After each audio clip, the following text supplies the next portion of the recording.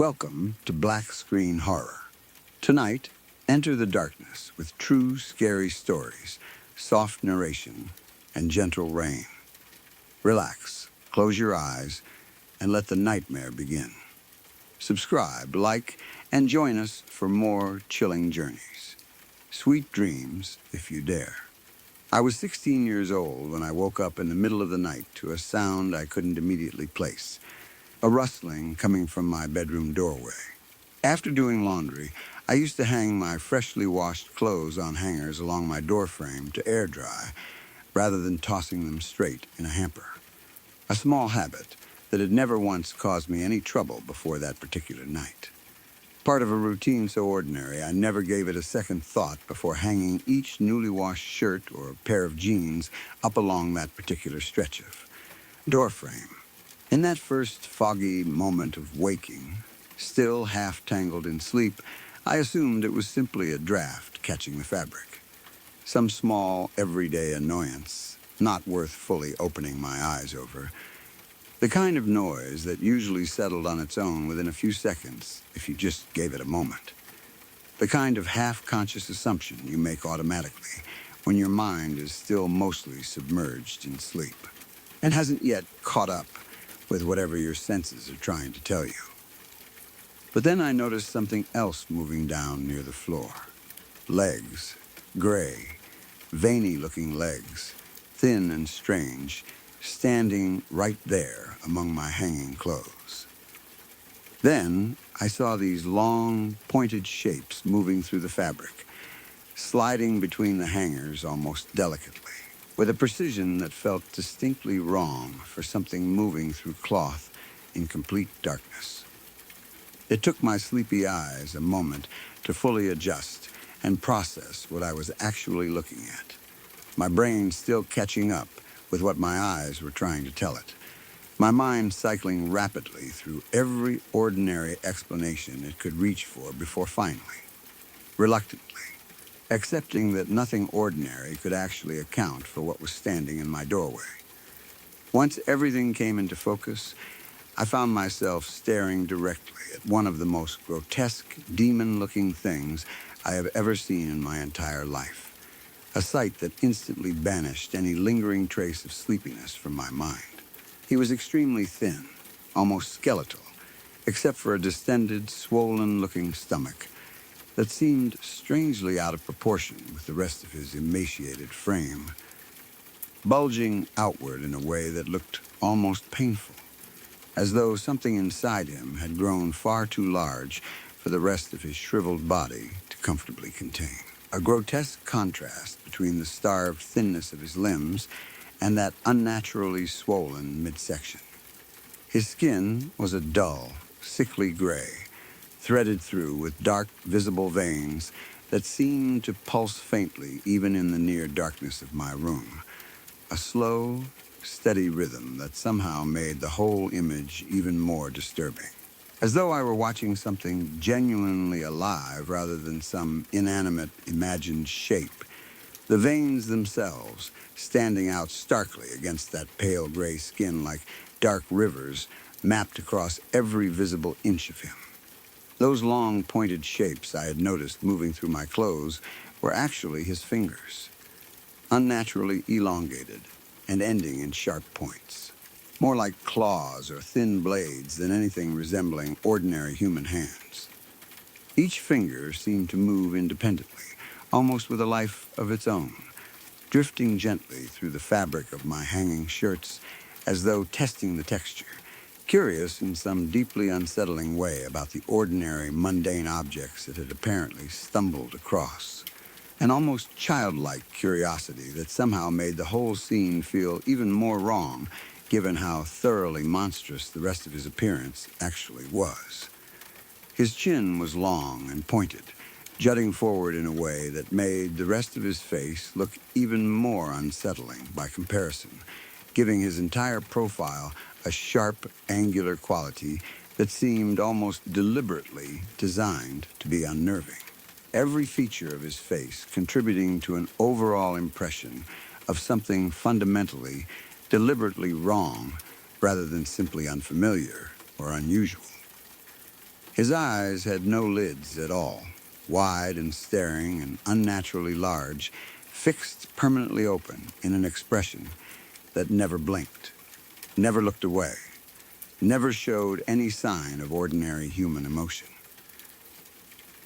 Those eyes, more than anything else about him, are what I remember most vividly even now, all these years later, that permanent, unblinking stare that felt like it was looking directly into me rather than simply at me.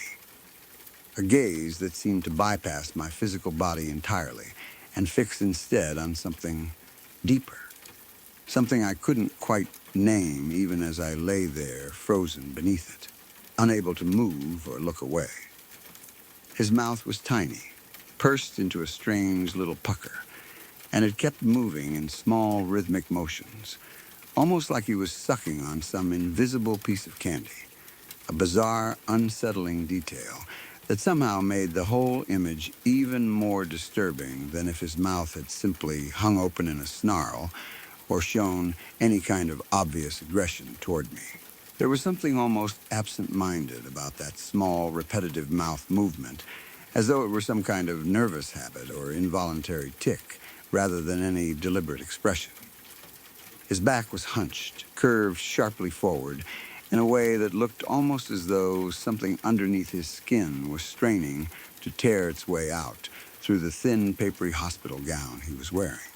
The fabric stretched tight and slightly torn across his twisted spine, revealing small glimpses of that same gray, veiny skin underneath wherever the material had given way completely. He just stared at me. I tried to scream, desperate to wake my grandmother, who was sharing my room with me that particular weekend, sleeping in the other bed just a few feet away, close enough that I should have been able to reach her easily with even a moderately loud sound. But my voice came out strangled, barely a whisper, my throat locked tight with pure terror, refusing to cooperate no matter how hard I tried to force actual sound past my lips, my whole body seemingly frozen in that same paralyzed state that so often accompanies genuine, overwhelming fear. He wouldn't stop staring at me, and somehow, despite every instinct telling me to look away, I found myself staring right back at him. Unable to break that horrible eye contact, even as I frantically reached over and started shaking my grandmother's shoulder, trying desperately to wake her up without ever once taking my eyes off that unmoving figure standing among my clothes. Some deep, animal part of my brain apparently convinced that looking away, even for a single second, might allow him to close the remaining distance between us. As I stared at him, frozen in that terrifying standoff, I started noticing even more unsettling details about his appearance, my eyes cataloging every small, horrifying feature almost involuntarily, even as my whole body remained locked in pure fear. My mind seemingly determined to memorize every last detail of this impossible creature, even while every other part of me screamed to simply close my eyes and make it disappear. His head was unusually large and distinctly cone-shaped, tapering upward in a way that no human skull ever naturally does, giving him an almost alien silhouette against the faint light coming through my window. The shape of his skull alone enough to confirm, beyond any possible doubt, that whatever stood in my doorway bore no genuine resemblance to anything human. He was completely hairless, his gray skin looking shriveled and dry, stretched tightly across his strange, elongated skull in a way that made every angle and contour of his misshapen head disturbingly visible. Every ridge and hollow of that unnatural cranium rendered starkly clear, even in the dim lighting of my room. He stood perfectly still the entire time, and there was something in his expression, something behind those unblinking eyes, that read almost like genuine surprise, as though he hadn't expected me to actually be able to see him standing there at all, as though my ability to perceive him was somehow just as unsettling to him as his presence was to me. A mutual, shared moment of shock, passing silently between us, despite the vast, incomprehensible gap separating whatever he actually was from anything I could reasonably understand or explain. My grandmother finally stirred, waking slowly and turning her head toward the door in response to my frantic shaking. Her movements groggy and unhurried in a way that felt agonizingly slow given the pure terror I was experiencing in that exact moment. Every second stretching out interminably as I waited, desperate for her to finally see what I was seeing. To somehow validate that this impossible thing standing in my doorway was actually genuinely real rather than some purely private horror only I could perceive. By the time her eyes actually focused on the doorway, he was gone. Simply gone. Vanished completely, leaving nothing behind except my clothes hanging exactly where they always had, swaying very slightly as though something had just brushed past them. The only remaining evidence that anything unusual had happened at all. A small, ordinary detail that somehow felt more unsettling than almost anything else about the entire encounter. Proof that something had genuinely disturbed those hangers just moments before vanishing entirely. In the weeks leading up to that particular encounter, strange things had already been happening throughout my house. Small, unsettling incidents that I had been trying my best to explain away or simply ignore, telling myself each time that there had to be some ordinary, mundane explanation I simply hadn't thought of yet. The kind of self-reassurance a frightened teenager reaches for automatically when nothing about the situation actually feels ordinary at all. My bedroom door would slam shut on its own, sometimes locking itself afterward, even though there was no reasonable mechanical explanation for how that could happen. No draft strong enough. No faulty latch that could account for the door not only closing, but actually engaging its lock without anyone physically present to turn it. A detail that genuinely baffled my father when he examined the door mechanism himself, checking the hinges and the lock repeatedly without ever finding anything that could reasonably explain what kept happening. One night, I woke up feeling what genuinely felt like several separate hands touching my feet and legs beneath my blankets.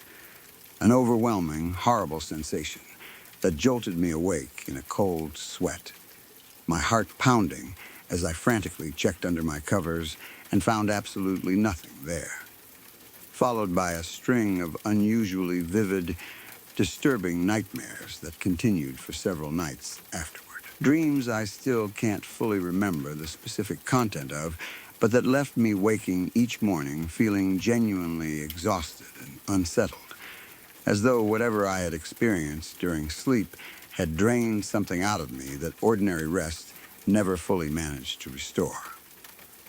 I remember lying awake afterward on several of those nights, staring at my closed bedroom door, unable to shake the growing sense that something in that room had fundamentally shifted, that whatever ordinary comfort and safety a bedroom is supposed to represent had somehow been quietly stripped away over the course of those weeks. After the direct encounter with that gray, demon-looking figure, I finally told my parents everything.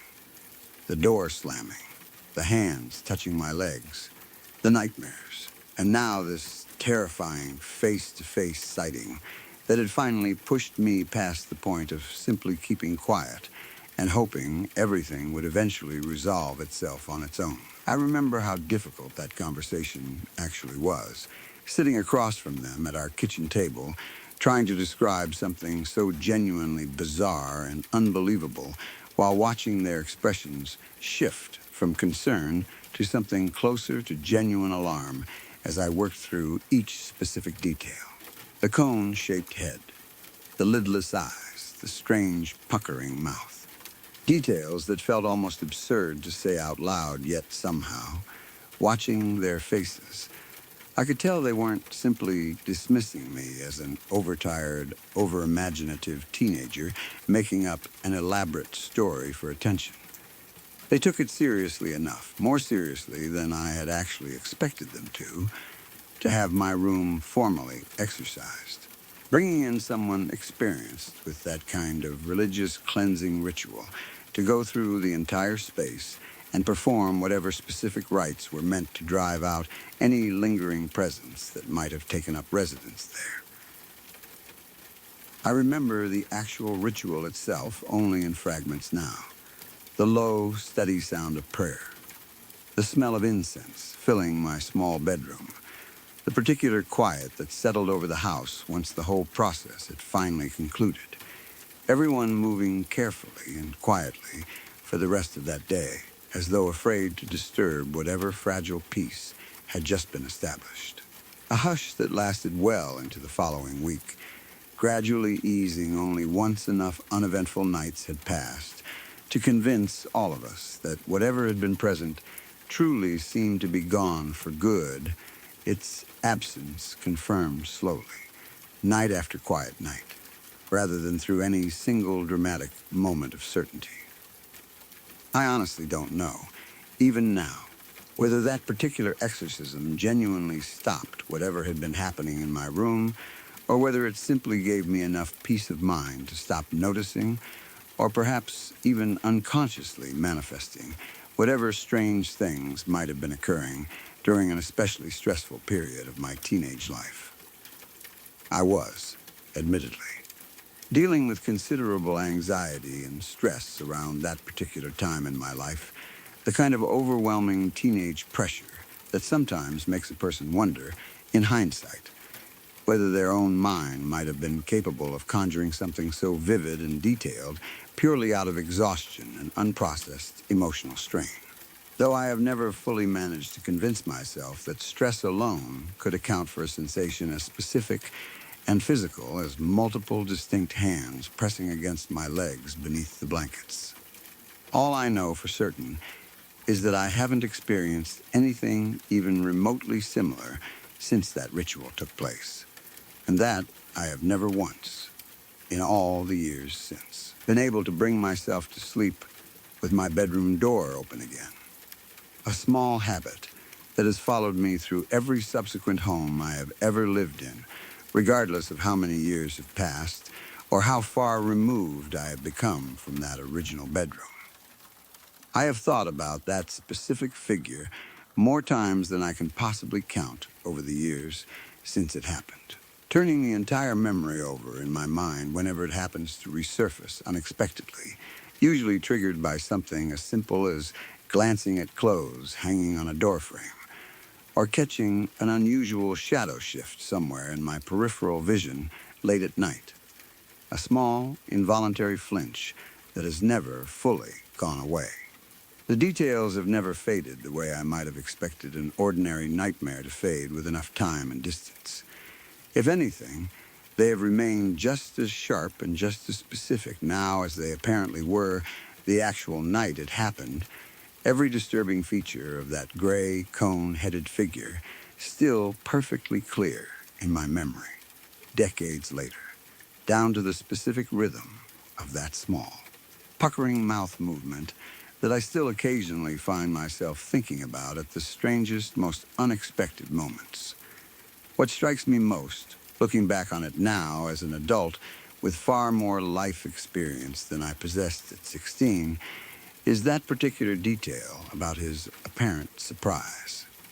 The way his expression seemed to shift, however subtly, once he realized I could actually see him standing there.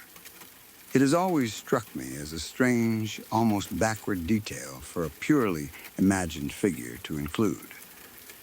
If my own frightened teenage mind had simply conjured this entire encounter out of stress and anxiety, why would I have unconsciously constructed a figure that seemed genuinely startled by my own ability to perceive it, rather than one actively seeking my attention or deliberately trying to frighten me? That particular nuance has always felt like something my imagination alone would have been unlikely to produce on its own.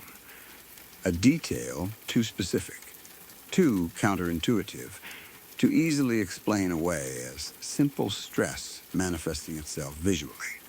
A level of unexpected complexity that has always seemed to argue, at least in my own mind, against the purely psychological explanation I have otherwise tried to accept as the more rational, comfortable possibility. I have also thought many times about the specific sequence of events leading up to that final sighting.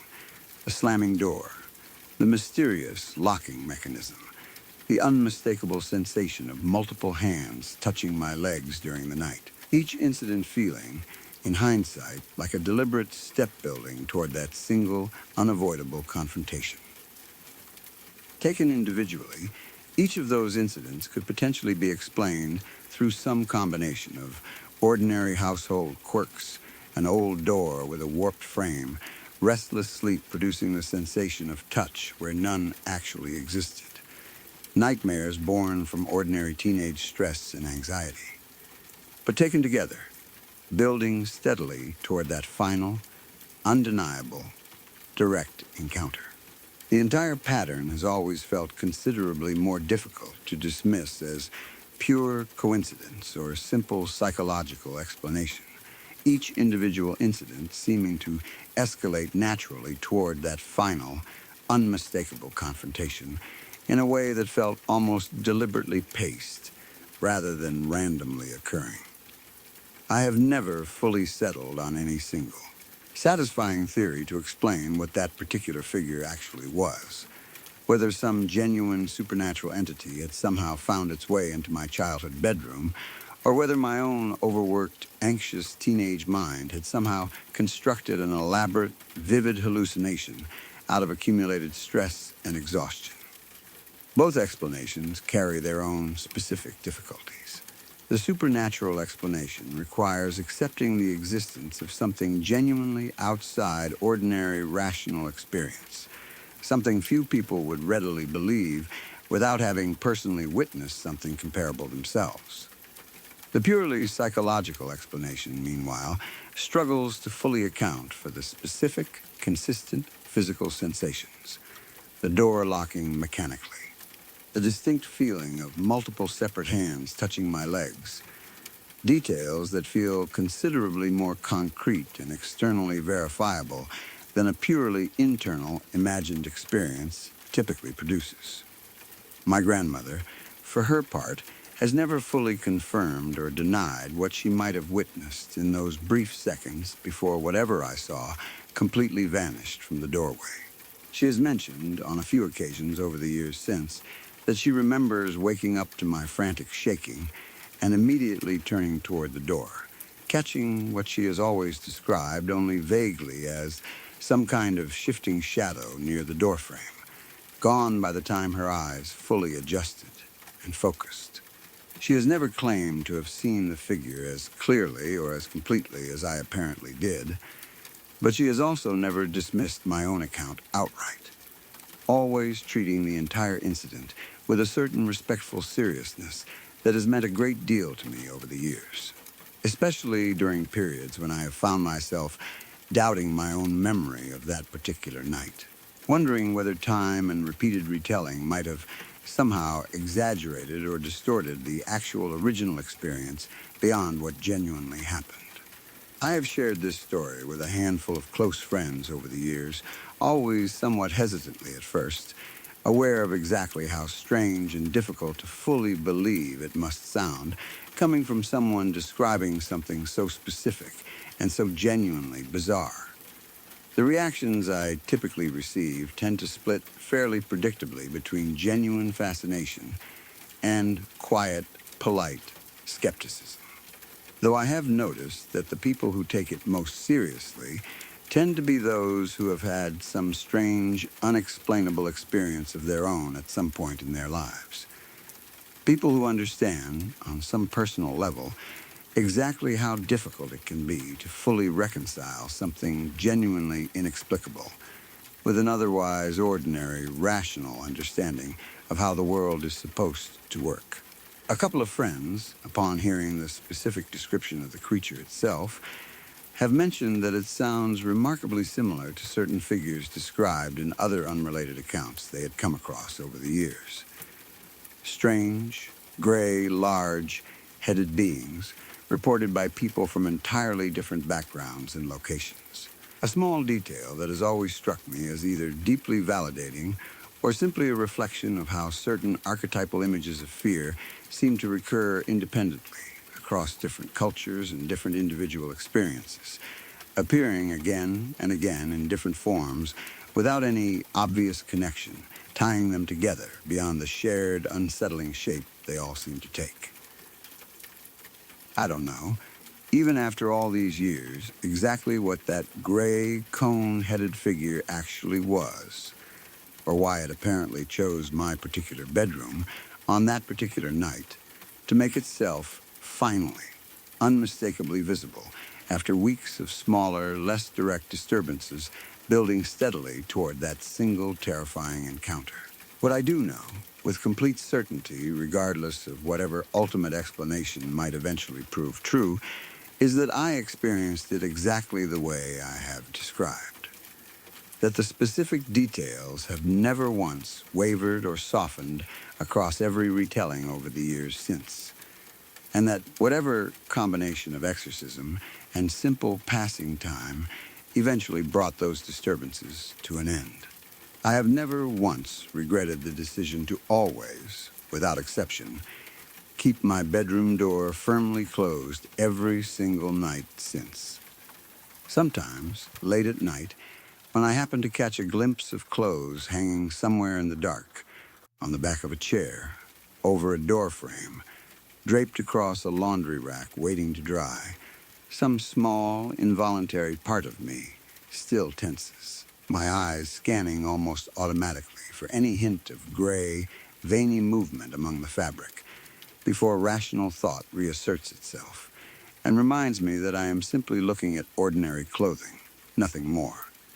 A reflex so ingrained by now that I doubt it will ever fully disappear, regardless of how many more uneventful years continue to pass. That reaction has never fully faded, even decades later, remaining one of the few genuinely lasting effects of an experience I still can't fully explain to my own satisfaction. I have wondered, occasionally, whether that particular figure ever appeared to anyone else, whether the specific, distinctive combination of features I witnessed that night, the cone-shaped skull, the lidless eyes, the strange puckering mouth, might correspond to some pattern other people have reported experiencing themselves, whether under different circumstances or in entirely different locations, perhaps decades apart, or even in entirely different countries, with no possible connection to my own particular life or experience. I have never found anything that felt like a perfect, definitive match. Though I have occasionally come across descriptions that carry at least some overlapping similarities, enough to make me wonder whether whatever I encountered that particular night belongs to some broader, recognized category of experience, rather than existing purely as some isolated product of my own overwrought teenage imagination. What remains most vivid to me, even now, isn't simply the physical description of the creature itself, disturbing as those details certainly were, but rather that specific, lingering sense of mutual surprise passing between us in those brief, frozen seconds before my grandmother finally woke and it disappeared entirely. A memory that has somehow outlasted even the sharpest edges of the fear itself, remaining vivid long after everything else about that period has faded. There was something almost intimate about that shared moment of shock. Two entirely different kinds of beings. Whatever exactly he was, and whatever exactly I was to him. Briefly and unexpectedly perceiving each other across whatever boundary normally kept us safely separated. I have never fully known what to make of that particular detail, but it has remained, in its own strange way, the single aspect of the entire experience I find myself returning to most often.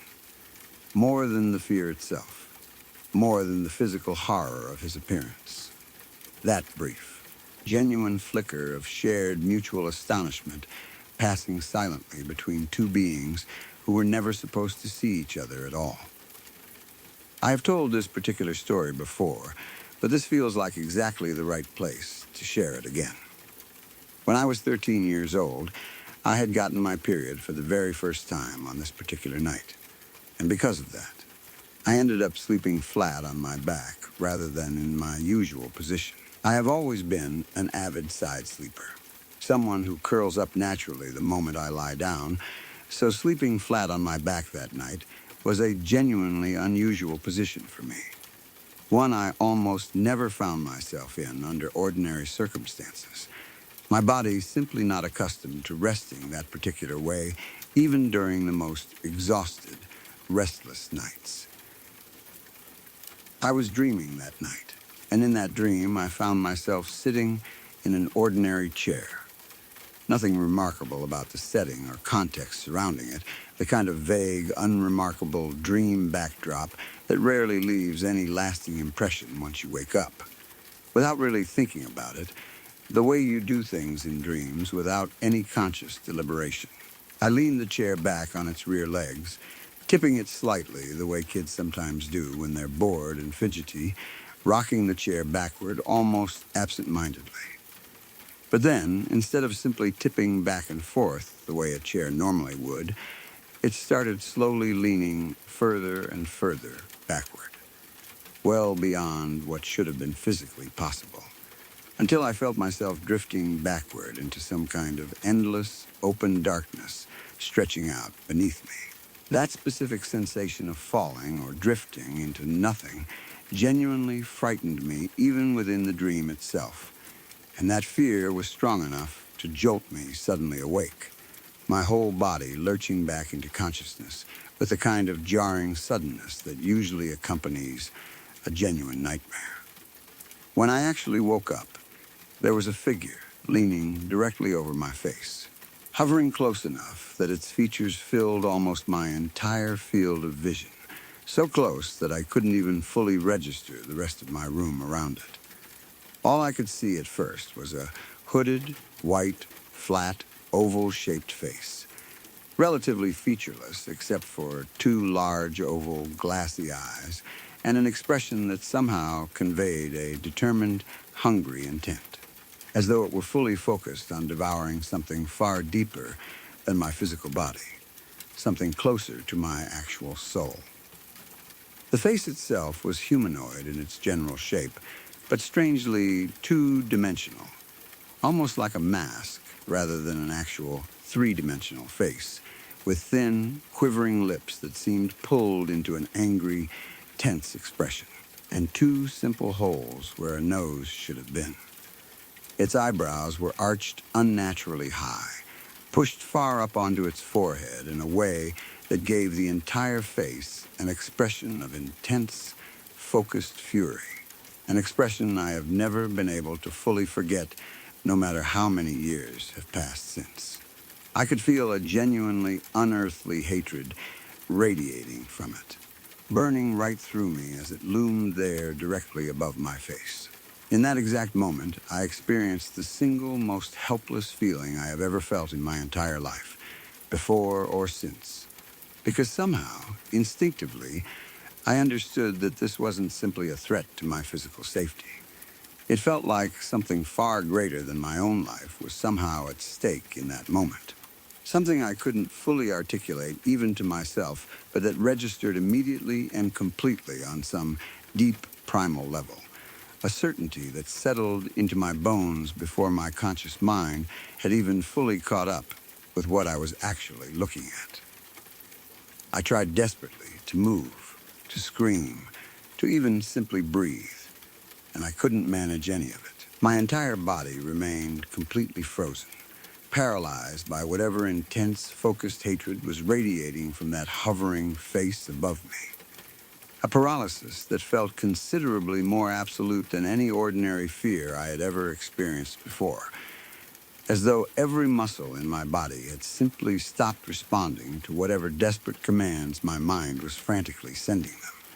I strained against that paralysis with everything I had, every ounce of willpower I could summon, focusing every last bit of concentration into simply managing some kind of sound, any sound at all, that might somehow break whatever hold this thing had over me.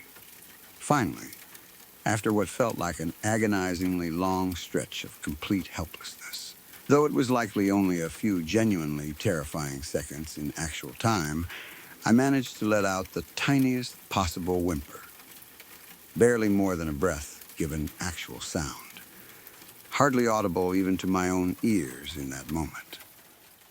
The instant that small sound escaped me, the figure straightened up abruptly and began pacing back and forth at the foot of my bed, still staring directly at me the entire time, its attention never once wavering from my face, despite the sudden shift in its own physical position.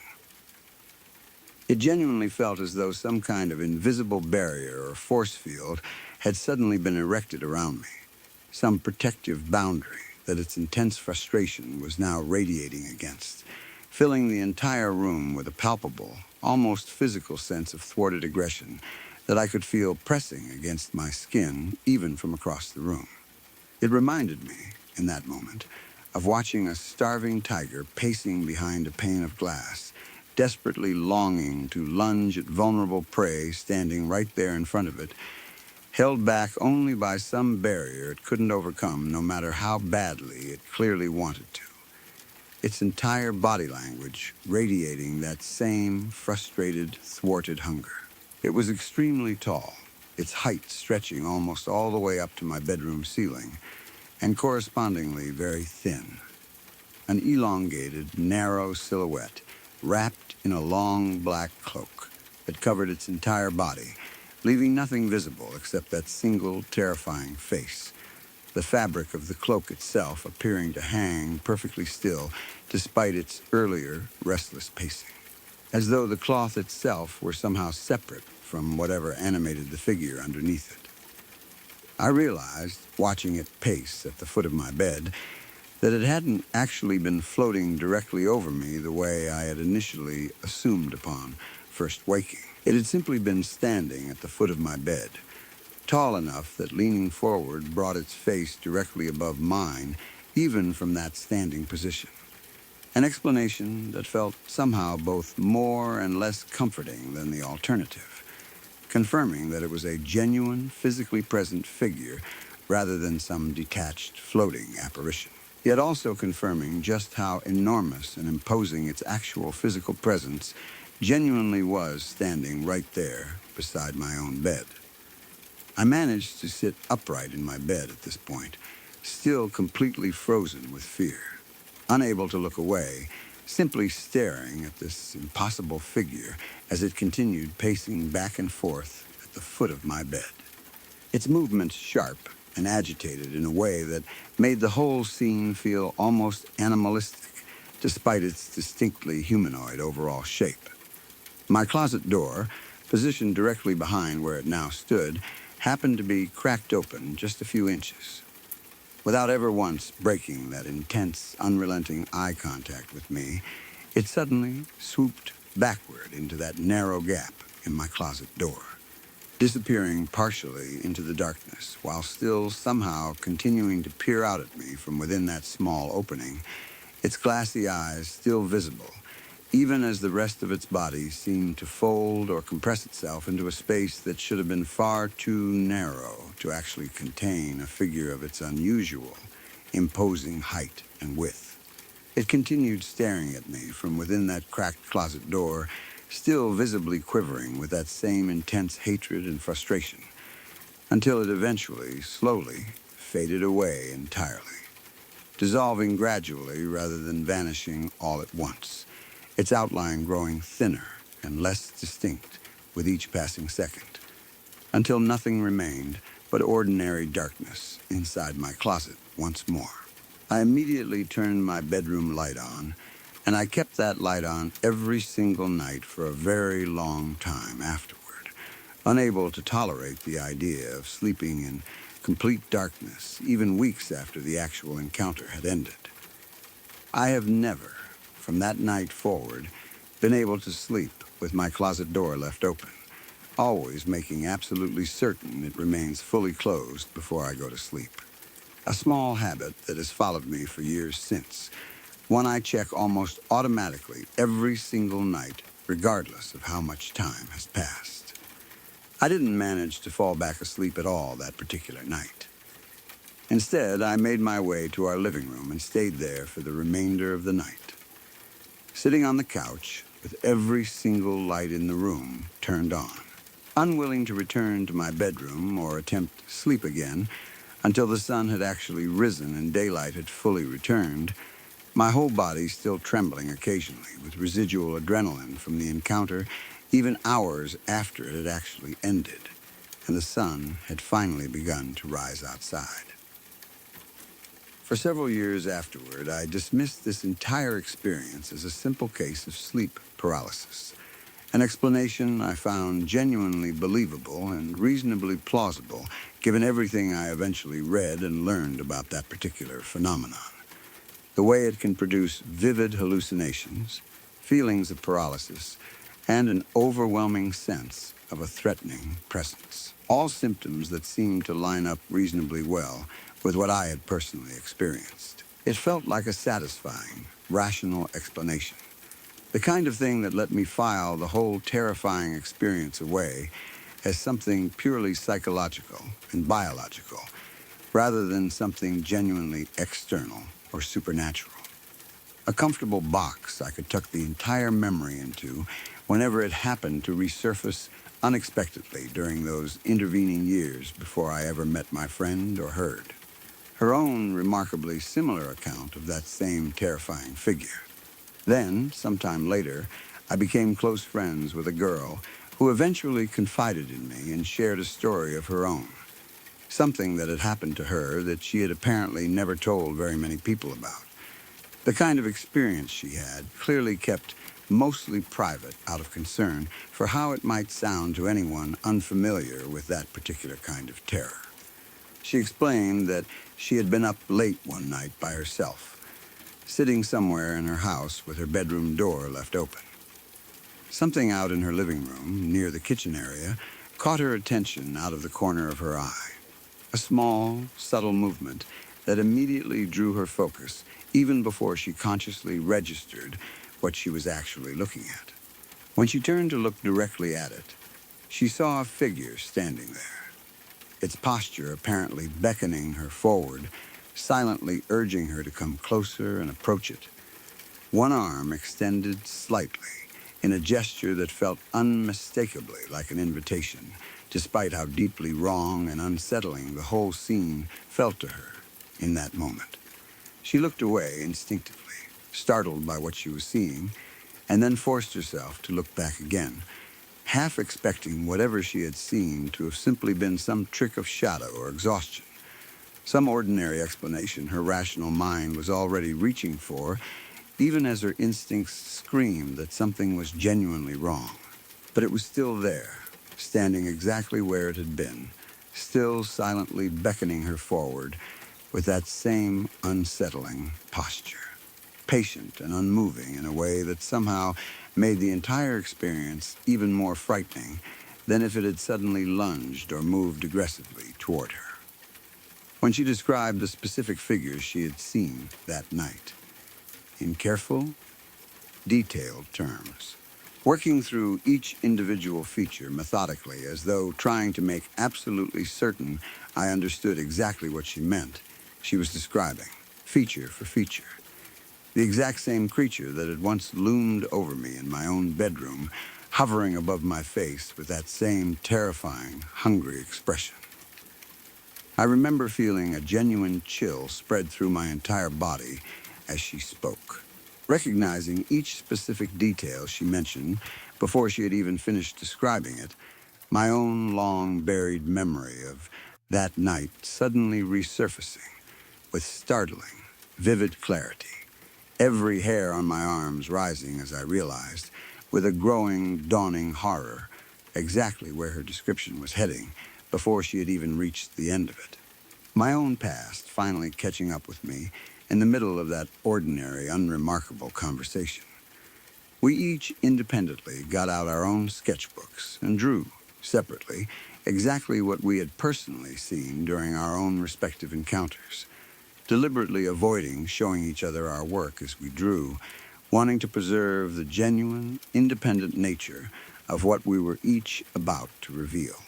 When she finally showed me her completed sketch, I found myself staring directly at my own attacker all over again, rendered in her handwriting and her own artistic style, but depicting, unmistakably, the exact same figure, right down to the smallest specific details of that flat, oval, glassy-eyed face. I remember my hands actually shaking slightly as I held her drawing next to my own, comparing them line by line, detail by detail, unable to find a single meaningful difference between the two, despite the fact that neither of us had ever discussed the specific visual details of our encounters with each other beforehand. My mind racing through every possible explanation and finding none of them adequate to account for the sheer, impossible precision of the match laid out right there in front of me on the page. She had never once heard my own story before sharing hers with me that day. Neither of us had any way of knowing, before that particular conversation, that we had each separately encountered something so specifically, precisely identical, years apart, in entirely different houses, under entirely different circumstances. That realization settled over both of us slowly, in that particular kind of quiet, disbelieving silence that comes from confronting something genuinely inexplicable together. Neither of us quite knowing what to say to each other in that first stunned moment after comparing our two drawings side by side, the ordinary bedroom around us suddenly feeling considerably less safe and familiar than it had just minutes before. I have thought about this particular experience countless times over the years since it originally happened, turning over every specific detail whenever the memory happens to resurface, which it still occasionally does even now, so many years later, usually triggered by something as simple and unexpected as glancing at a partially open closet door in an unfamiliar room. The sleep paralysis explanation, which had genuinely satisfied me for such a long stretch of time, suddenly felt considerably less adequate once I learned that someone else, someone with absolutely no prior knowledge of my own specific experience, had independently described and drawn the exact same creature I had personally encountered. A discovery that fundamentally shook every rational, comfortable explanation I had spent years building around that particular memory, undoing in a single afternoon what years of confident, settled explanation had carefully, patiently constructed over time. Sleep paralysis, as a purely medical or psychological phenomenon, typically produces experiences that vary somewhat from person to person, shaped by each individual's own particular fears, cultural background, and personal psychology, generating shadow figures or oppressive presences that tend to reflect whatever specific anxieties or cultural imagery each individual person carries within their own particular mind. It felt, to me at least, genuinely unlikely that two separate people, with no shared knowledge of each other's experience beforehand, would independently hallucinate the exact same specific creature, right down to matching highly particular details like the flat, two-dimensional quality of its face, the specific arch of its eyebrows, the particular quivering quality of its thin lips, and that same tall, cloaked, elongated silhouette. The sheer specificity of that overlap, feature by feature, detail by detail, felt like it went well beyond what any reasonable coincidence or shared cultural imagery could plausibly account for on its own. I have wondered, many times since, exactly what that creature actually was, assuming it was genuinely something existing outside either of our own individual minds, rather than simply an unusually specific shared cultural archetype that both of us had somehow separately absorbed and then reproduced during our own personal experiences of sleep paralysis or genuine supernatural encounter. I have looked, at various points over the years, into other documented accounts of similarly described entities, curious whether this particular creature might correspond to some recognized broader pattern that other people beyond just the two of us have also personally encountered and described, spending several late nights over the years searching through various online forums and personal accounts hoping to find something that matched closely enough to offer some kind of genuine confirmation or explanation for what we had both separately been through. I have found some scattered accounts online over the years that describe vaguely similar figures, tall, cloaked, hooded entities with pale or featureless faces, though none I have ever come across matches the exact, highly specific combination of details that both my friend and I independently reported. That particular flat, oval quality to the face itself, those large, glassy eyes, the small holes standing in for a nose, the thin, quivering lips pulled into that unmistakable expression of hatred and hunger. That level of matching, granular specificity has always struck me as the single most compelling, difficult to dismiss aspect of the entire experience, far more convincing to me personally than any single encounter, no matter how vivid or terrifying, could have been entirely on its own, precisely because it required two completely separate, independent minds to somehow arrive at the exact same impossible, specific image, a coincidence that stretched credulity far past any reasonable breaking point. I have also thought, many times, about that specific detail regarding the perceived barrier or force field separating the creature from actually reaching me during that first encounter. The sense that something was actively preventing it from closing the remaining distance, despite its obvious, burning desire to do exactly that. I have never fully understood what that particular barrier might have represented, whether it was some kind of genuine protective force, whether it corresponded to some limit on the creature's own abilities that I simply don't understand, or whether it was purely a product of my own frightened, dreaming or waking mind, constructing some comforting explanation for why the immediate threat, however terrifying, ultimately never escalated beyond that initial confrontation. I have sometimes wondered whether that particular barrier might relate somehow to the specific timing of my own encounter, coinciding as it did with such a significant physical and hormonal transition in my own young life, though I recognize that theory carries no real evidence behind it beyond my own speculative attempt to find some pattern or meaning in an experience that otherwise defies easy explanation. My friend's own encounter, interestingly, seemed to unfold along a slightly different pattern than my own, the creature beckoning her forward rather than looming directly over her the way it had with me, suggesting perhaps some kind of adaptive or situational behavior on its part, responding differently depending on the specific circumstances of each individual encounter, rather than following some single, rigid, unchanging pattern of behavior across every person it might choose to target. Whether it approached her differently because she was already awake and alert, rather than caught in that vulnerable state between sleep and waking, or for some other reason entirely that neither of us has ever managed to work out, remains yet another unanswered question hanging over this entire, strange, shared experience.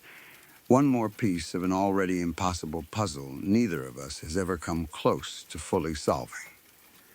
I have never personally experienced anything similar since that original encounter all those years ago, and my friend, as far as I know, has also never reported any additional sightings since that specific night she originally described to me.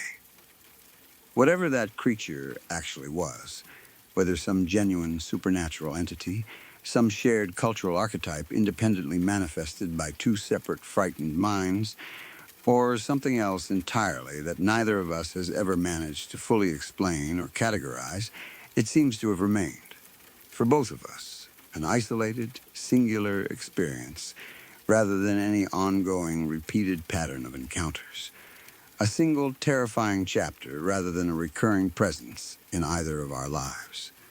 One that nonetheless left a permanent, lasting mark on how both of us think about safety, darkness, and closed doors ever since. I have shared this particular story with a handful of other people over the years since it happened, always somewhat hesitantly, aware of exactly how strange and difficult to fully believe the whole account genuinely sounds, especially once I get to the specific detail about my friend independently confirming and matching every particular element of my own original description. The reactions I typically receive tend to split fairly predictably between polite, genuine skepticism, usually accompanied by some reasonable suggestion involving shared cultural imagery or coincidental similarity in how sleep paralysis experiences are commonly described, and genuine, unsettled fascination, particularly from people who have had some strange or unexplainable experience of their own that they can't fully reconcile with ordinary rational explanation.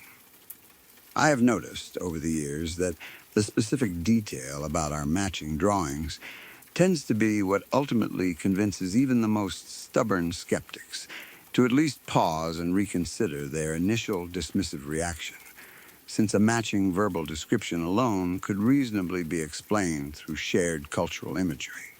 But two independently produced drawings, created without either of us seeing the other's work beforehand, matching down to such small, granular details, feels considerably harder to explain away so easily, no matter how determined someone might be to find some purely rational, comfortable explanation for the whole thing. I don't have any definitive, satisfying conclusion to offer regarding what that creature actually was, or why it apparently appeared in some form to both myself and my friend independently, years apart, under entirely different specific circumstances. What I do know, with absolute certainty, regardless of whatever ultimate explanation might eventually prove correct, is that I experienced exactly what I have described here, that my friend independently corroborated every specific, granular detail of that experience without ever having heard my own account beforehand, and that I have never once, in all the years since that original encounter, been able to bring myself to sleep with any closet door left even slightly open. A small, permanent precaution that has followed me through every single home I have lived in ever since that particular terrifying night. I still think about that specific expression on its face sometimes, that particular combination of hunger and fury, and I wonder occasionally whether it ever succeeded in reaching anyone else the way it apparently tried and failed to reach both my friend and me during our own separate, terrifying encounters years apart. I have no way of actually knowing the answer to that particular question, no way of tracking whether other people out there have experienced something comparable and simply never spoken about it, either out of fear of not being believed or out of a private, personal need to keep something so genuinely disturbing entirely to themselves, tucked away and never shared with anyone at all. My friend and I have talked about this shared experience many times over the years since that original conversation, always returning to the same unresolved place, grateful, in a strange way, to at least have each other as confirmation that neither of us had simply imagined something too specific and too strange to have been purely coincidental, even as we remain permanently unable to explain exactly what that specific matching confirmation actually means for either of us going forward. I should say up front that this particular account isn't something I personally lived through. A former teacher of mine told it to me directly, someone known throughout the school for being calm and level-headed in nearly every other part of her life. The kind of teacher who ran her classroom with quiet, practical efficiency and rarely, if ever, indulged in exaggerated stories for the sake of entertainment. She has always insisted, without exception, that every part of it genuinely happened exactly as she described it, repeating the same core details with the same steady conviction no matter how many years passed between one telling and the next, never once softening or embellishing any part of the account, regardless of the audience or the occasion.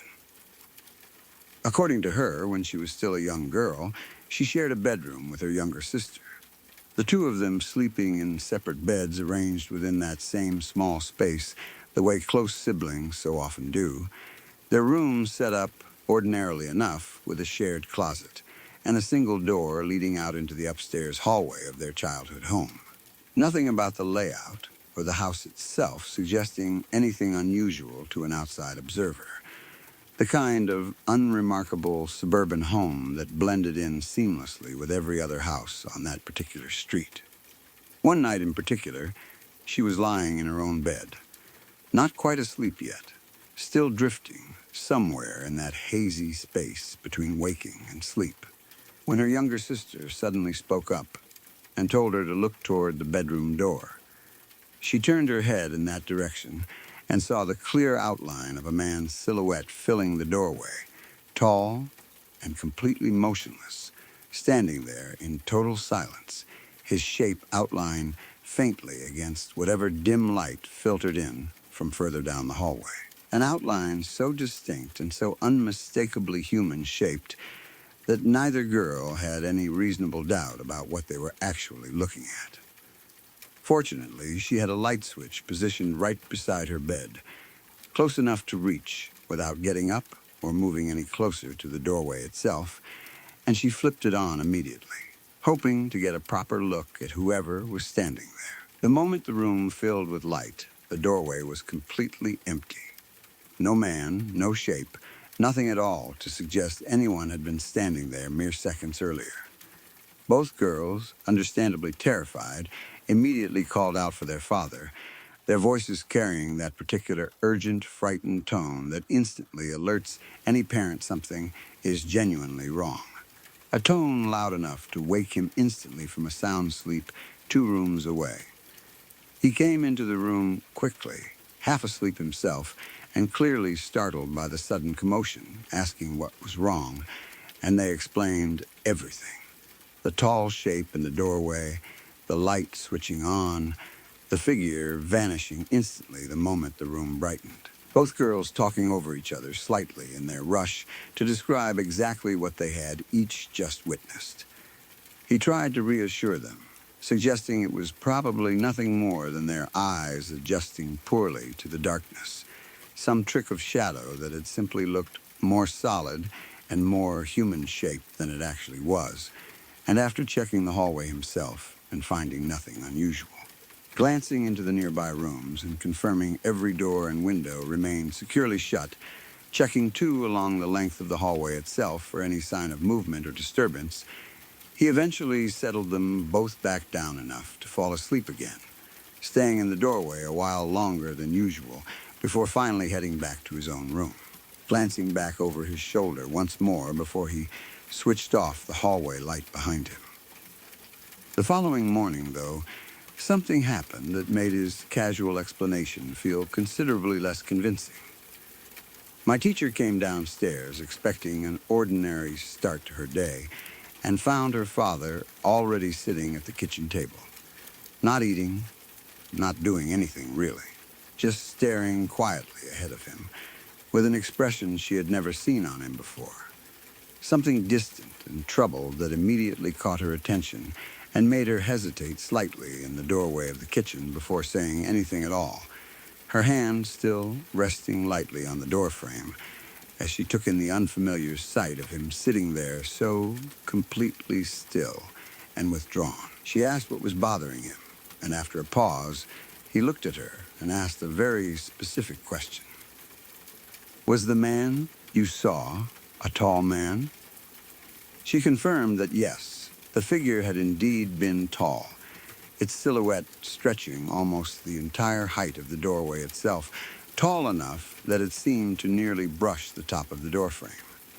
And her father simply nodded, offering no further explanation, the conversation moving on from there without either of them ever really addressing what that particular question might have meant or where it had come from.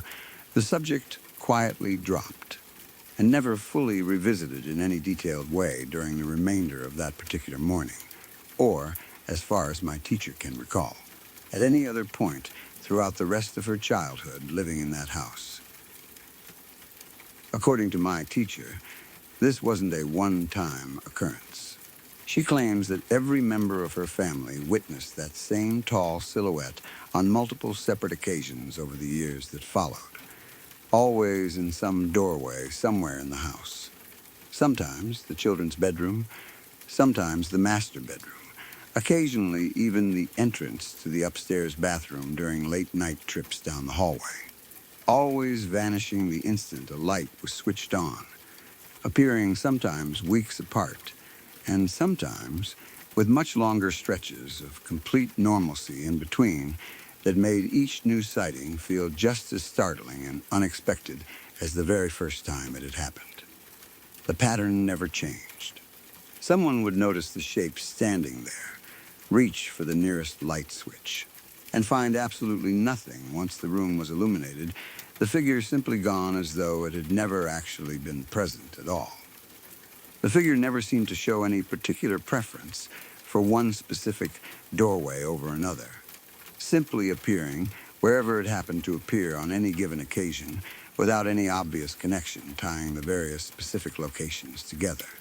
She mentioned that her younger sister, in particular, developed a habit over the years of sleeping with her back deliberately turned toward their bedroom door, a small personal precaution she kept up well into her teenage years, long after most children would have grown out of any lingering fear of things glimpsed in the dark. A habit that apparently persisted even after the two sisters eventually moved into separate bedrooms once their family renovated part of the upstairs floor plan, carried forward as though it had simply become an unconscious, automatic part of her nightly routine, rather than a deliberate choice she still actively remembered making each time.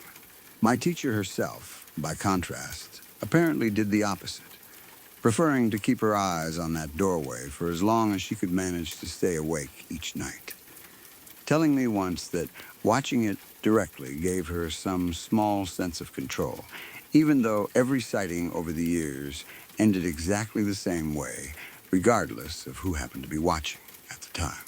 The figure appearing and vanishing according to its own apparent schedule, entirely independent of anyone's individual precautions. I remember sitting there listening to her tell this story after school had ended one particular afternoon, struck by how seriously she treated it, how she wasn't the type of person who typically exaggerated things for dramatic effect. She was known throughout the school for being fairly practical and grounded in most other areas of her life. Someone who rarely, if ever, indulged in embellished storytelling, which made the quiet, matter-of-fact way she described this particular memory considerably more unsettling than if she had told it with any obvious theatrical flair. I remember her voice actually dropping slightly, becoming quieter and more measured as she reached the part about her father's question the next morning, a small shift in tone that has always stuck with me as evidence of just how genuinely this particular memory still affected her, even decades after it originally happened, as though some part of that old fear had never fully left her even now. So many years and so much life removed from that particular childhood bedroom. I have thought about that story many times since she first shared it with me, especially that particular detail about her father's question the next morning, a question that still lingers. There is something genuinely chilling about it, the implication that he might have experienced something similar himself, long before his own children ever encountered that same figure, something he apparently never spoke about until that sighting forced the subject unavoidably into the open. I've always wondered what exactly he might have seen, whether it happened once, years earlier, or whether he too had witnessed that same tall figure repeatedly throughout his own life in that house, choosing for whatever reason to keep it entirely to himself rather than alarming his own family unnecessarily. My teacher herself admitted she never worked up the nerve to press him further on the subject, sensing, even as a child, that this was something he genuinely didn't want to discuss beyond that single pointed question. A subject that remained closed for the rest of his life as far as she ever knew, right up until his own passing many years later, taking whatever specific personal history he carried permanently with him. What strikes me most about the whole account is the sheer consistency of it. The same tall shape, the same silent doorway, the same disappearance the instant a light came on, repeated across different family members over the course of many years. A single sighting could be written off fairly easily. A trick of the eyes, a half-formed dream carrying over into waking life. Simple suggestion between two frightened sisters lying awake in the dark. But an entire family experiencing the same specific thing more than once over such a long stretch of time feels considerably harder to dismiss so simply. Each new sighting adding weight to a pattern that grew steadily more difficult to explain away as pure coincidence. Most people, retelling a childhood memory across years and years, tend to introduce small variations without even realizing it, embellishing certain details while letting others fade. My teacher's account never showed any of that drift. The core details remained exactly the same every single time she brought it up, regardless of how much time had passed since the last time she had told it. I asked her once whether her family had ever looked into the house's history, wondering if anything unusual had happened there before they moved in. She said her parents had asked around a little, checking with some of the longer-term neighbors, but nothing especially conclusive ever turned up. Just an ordinary older home that had changed hands a few times over the decades without any obvious dramatic story attached to it. No tragedy or violence that anyone could point to as an explanation for whatever kept appearing in their doorways night after night. One older neighbor, according to what her mother had mentioned afterward, apparently grew quiet and changed the subject the moment the house itself came up in conversation. A small detail that has always struck my teacher, in hindsight, as potentially significant, though nobody ever pressed the woman to explain her own reaction any further. My teacher's mother reportedly tried once or twice more over the years to gently reopen that particular line of questioning with the same neighbor, without ever managing to get anything more specific out of her beyond that same vague, uncomfortable deflection. The woman apparently always finding some polite excuse to change the subject entirely before the conversation could go any further in that particular direction. She also mentioned that despite how often this figure apparently appeared, nobody in the family ever felt genuinely endangered by it. It never moved, never spoke, never did anything beyond simply standing there before disappearing the moment someone tried to get a better look. There was something almost patient about it, as if it existed purely to be occasionally glimpsed rather than to actually interact with anyone in the house, content simply to be noticed and then vanish again, never once escalating into anything more threatening across all those years of repeated sightings. I have wondered, over the years since first hearing this story, whether that particular detail, the complete absence of any aggressive behavior, despite so many repeated appearances, might actually be meaningful in its own right. Whatever the figure represented apparently content simply to be seen rather than to cause any genuine harm. A distinction that has always seemed to matter a great deal to my teacher whenever she recounted the story. As though that specific quality of restraint made the whole experience somehow easier for her family to live alongside for so many years without ever seriously considering moving away. I have shared this particular story with several other people over the years since my teacher first told it to me, always somewhat hesitantly, aware of exactly how strange it must sound, coming secondhand from someone who never personally witnessed any of it firsthand themselves. The reactions tend to fall along fairly predictable lines. Some people immediately reach for rational explanations, pointing out that childhood suggestion, especially once one sibling claims to see something frightening, can easily convince another sibling that they saw the exact same thing standing right there in the doorway. A documented psychological phenomenon that could certainly account for at least some part of that very first sighting between the two sisters. Others take the story considerably more seriously, particularly once I mention the detail about the father's specific question the following morning. A detail that tends to shift people's reactions noticeably toward genuine unease rather than simple dismissal. That single, unguarded moment, somehow doing more to convince listeners of the story's authenticity than any of the actual sighting. Descriptions themselves ever seem to manage on their own. I have noticed over the many times I have retold this particular story to different people that the reaction almost always shifts the moment I reach that specific image of the father sitting quietly at the kitchen table, asking his careful, pointed question before falling silent again. Something about that particular moment, an adult, someone who is supposed to have all the reassuring answers a frightened child needs, instead appearing genuinely shaken and uncertain himself, tends to land with people in a way that the initial sighting description alone doesn't always manage to accomplish on its own. It suggests a depth to the whole account that goes beyond simple childhood imagination, hinting at some larger, unexplained history that the story itself never fully resolves, no matter how many times it gets retold over the years. Most people, when retelling a story multiple times over the course of years, especially one rooted in early childhood memory, tend to introduce small variations, shifting details, embellishments that creep in gradually without the storyteller even fully realizing it, the natural drift that comes from human memory reshaping itself slightly with each new retelling. My teacher's account never showed any of that natural drift, remaining remarkably stable and consistent every single time she happened to bring it up.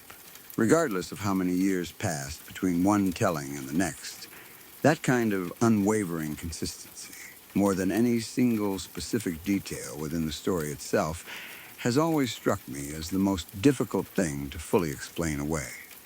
A stability that felt considerably more like someone recounting a fixed, unchanging memory rather than reconstructing something increasingly vague and uncertain with each subsequent telling over the years. I don't personally know what to make of this particular story myself, even after all these years of periodically thinking back on it. I never witnessed anything even remotely similar in my own life, and I have no way of independently verifying any specific detail beyond simply trusting my former teacher's sincere, consistent account of what she and her family apparently experienced together over the course of many years. What I do know is that she never once, across the several occasions she brought this story up over the years I knew her, wavered from the exact same core details: the tall silhouette, the light switch, the sudden disappearance, and that specific, chilling question her father asked her the following morning. A consistency that has always struck me as meaningful in its own right, regardless of whatever ultimate explanation might actually account for what her family repeatedly witnessed.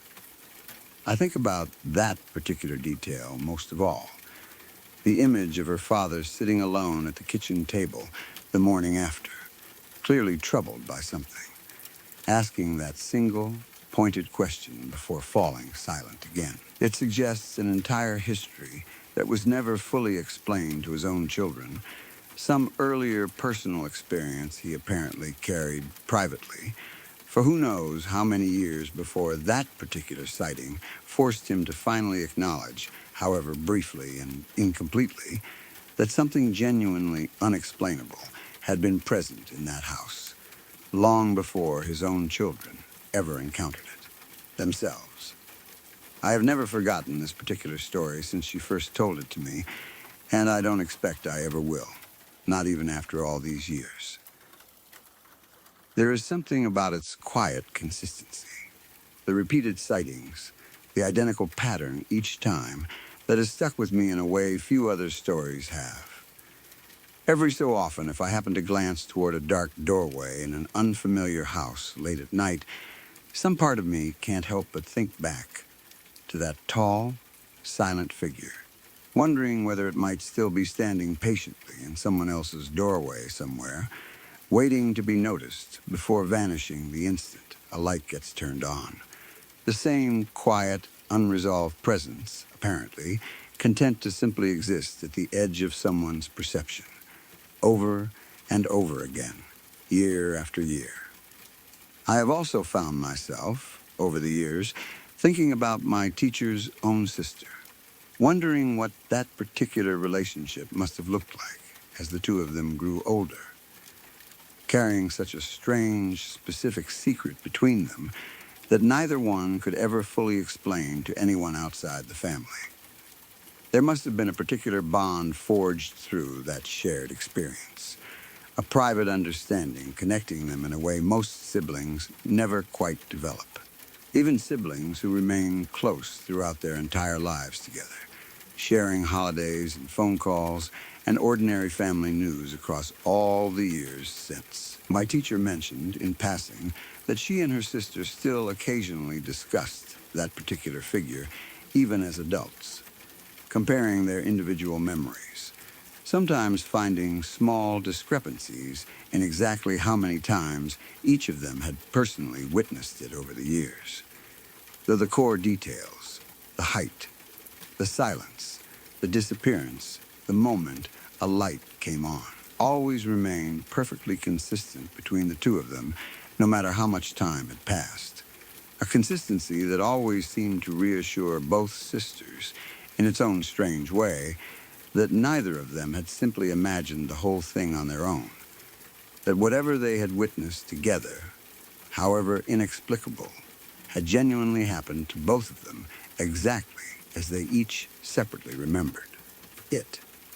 I sometimes wonder, too, what became of that particular old house after my teacher's family eventually moved away, whether it has changed hands multiple times since, whether any subsequent family living there ever experienced anything even remotely similar to what my teacher's family apparently lived alongside for so many long, quiet years, or whether whatever occupied those doorways somehow departed permanently once the family most closely connected to it finally left for good. There is a particular kind of unresolved curiosity that comes with hearing a story like this secondhand, knowing you will likely never have any way of following up, never any realistic path toward learning whether the phenomenon continued after the family most directly connected to it eventually moved on, leaving that particular house and whatever quietly occupied its doorways behind for whoever happened to move in next.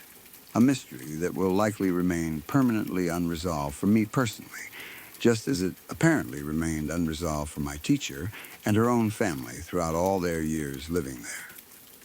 My teacher eventually moved out of that childhood home once she reached adulthood, the way most people eventually do. And she mentioned that she has no idea whether the current occupants have ever noticed anything unusual themselves. She has never gone back to specifically ask, understandably quite reluctant to knock on a stranger's door and ask whether they had perhaps noticed a tall, silent figure occasionally standing in their doorways late at night. A question she admitted would sound completely absurd coming from someone with no obvious connection to the property, beyond having lived there decades earlier as a child herself. She did mention, half joking, but with a certain seriousness underneath it, that she has occasionally considered driving past the old house whenever she happens to be in that particular area visiting other relatives. Though she has never actually stopped or approached the current owners directly, content instead to simply glance at the familiar exterior from the safety and distance of her passing car, allowing herself only that brief, distant glimpse before continuing on her way without ever slowing down long enough to draw any attention to herself, treating the whole small ritual almost like checking in on an old, quiet acquaintance from a careful, respectful distance. Looking back on everything she told me, what I keep returning to isn't really the figure itself, disturbing as the basic description certainly is, but rather that specific, lingering quality of unresolved mystery running through the whole account.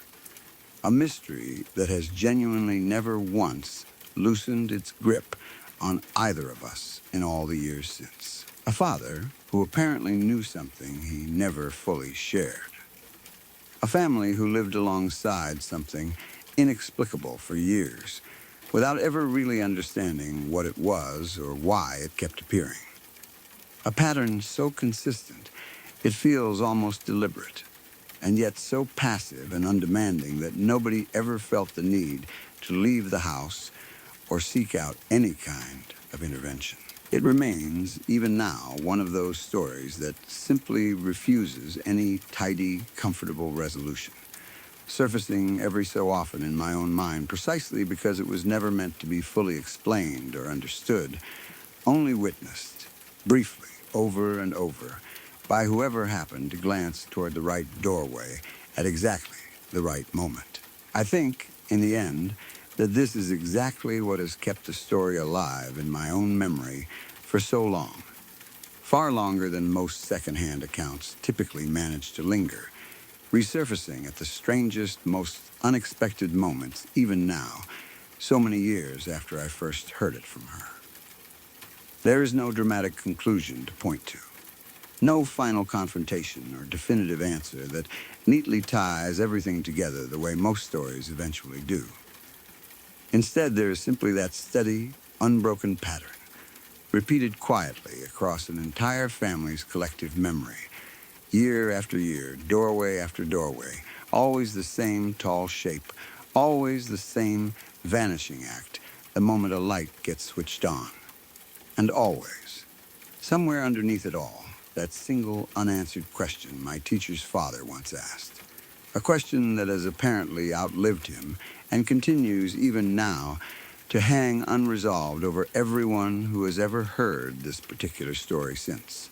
Myself, very much included, all these years later, still turning it over in my mind whenever it happens to resurface unexpectedly. Back during my junior year of high school, I had a small routine most afternoons after classes let out. I would get off the school bus a stop or two before my actual stop and walk the rest of the way to a friend's house instead, spending an hour or so hanging out and playing video games before eventually heading home for the evening. It wasn't anything my parents had ever specifically forbidden, though I never made a big deal of announcing it either. One of those minor teenage habits that live somewhere between fully sanctioned and simply unspoken, the kind of small independence most teenagers claim for themselves without anyone really noticing or objecting to it. On this particular day, we were mid-game at my friend's place when his mom came in holding out the phone, telling me my own mother was on the line and wanted to talk to me right away. I felt that familiar sinking feeling that comes from an unexpected call from a parent while you're somewhere you technically aren't supposed to be at that exact moment. My stomach immediately tightening a little, already mentally preparing excuses before I had even picked up the phone. When I picked up, my mother's voice was sharp and urgent, telling me to get home immediately. I figured I had simply been caught skipping my usual direct route and was in for the standard lecture. But something about her tone felt different from ordinary irritation. She sounded genuinely scared, not just annoyed, and that distinction stuck with me the whole walk home, my mind racing through every possible explanation for why she might sound that particular kind of frightened. When I finally got through the front door, the mood inside the house immediately told me something bigger than my minor detour had happened while I was gone. My mother, my sister, and my sister's friend were all sitting together, every one of them visibly shaken, carrying that particular rattled energy that comes from something genuinely upsetting rather than ordinary parental frustration. Their expressions hollowed out in a way that immediately told me something considerably more serious than a missed curfew had unfolded while I was out. My mother turned on me right away, firing off questions about exactly where I had been and what I had been doing after school.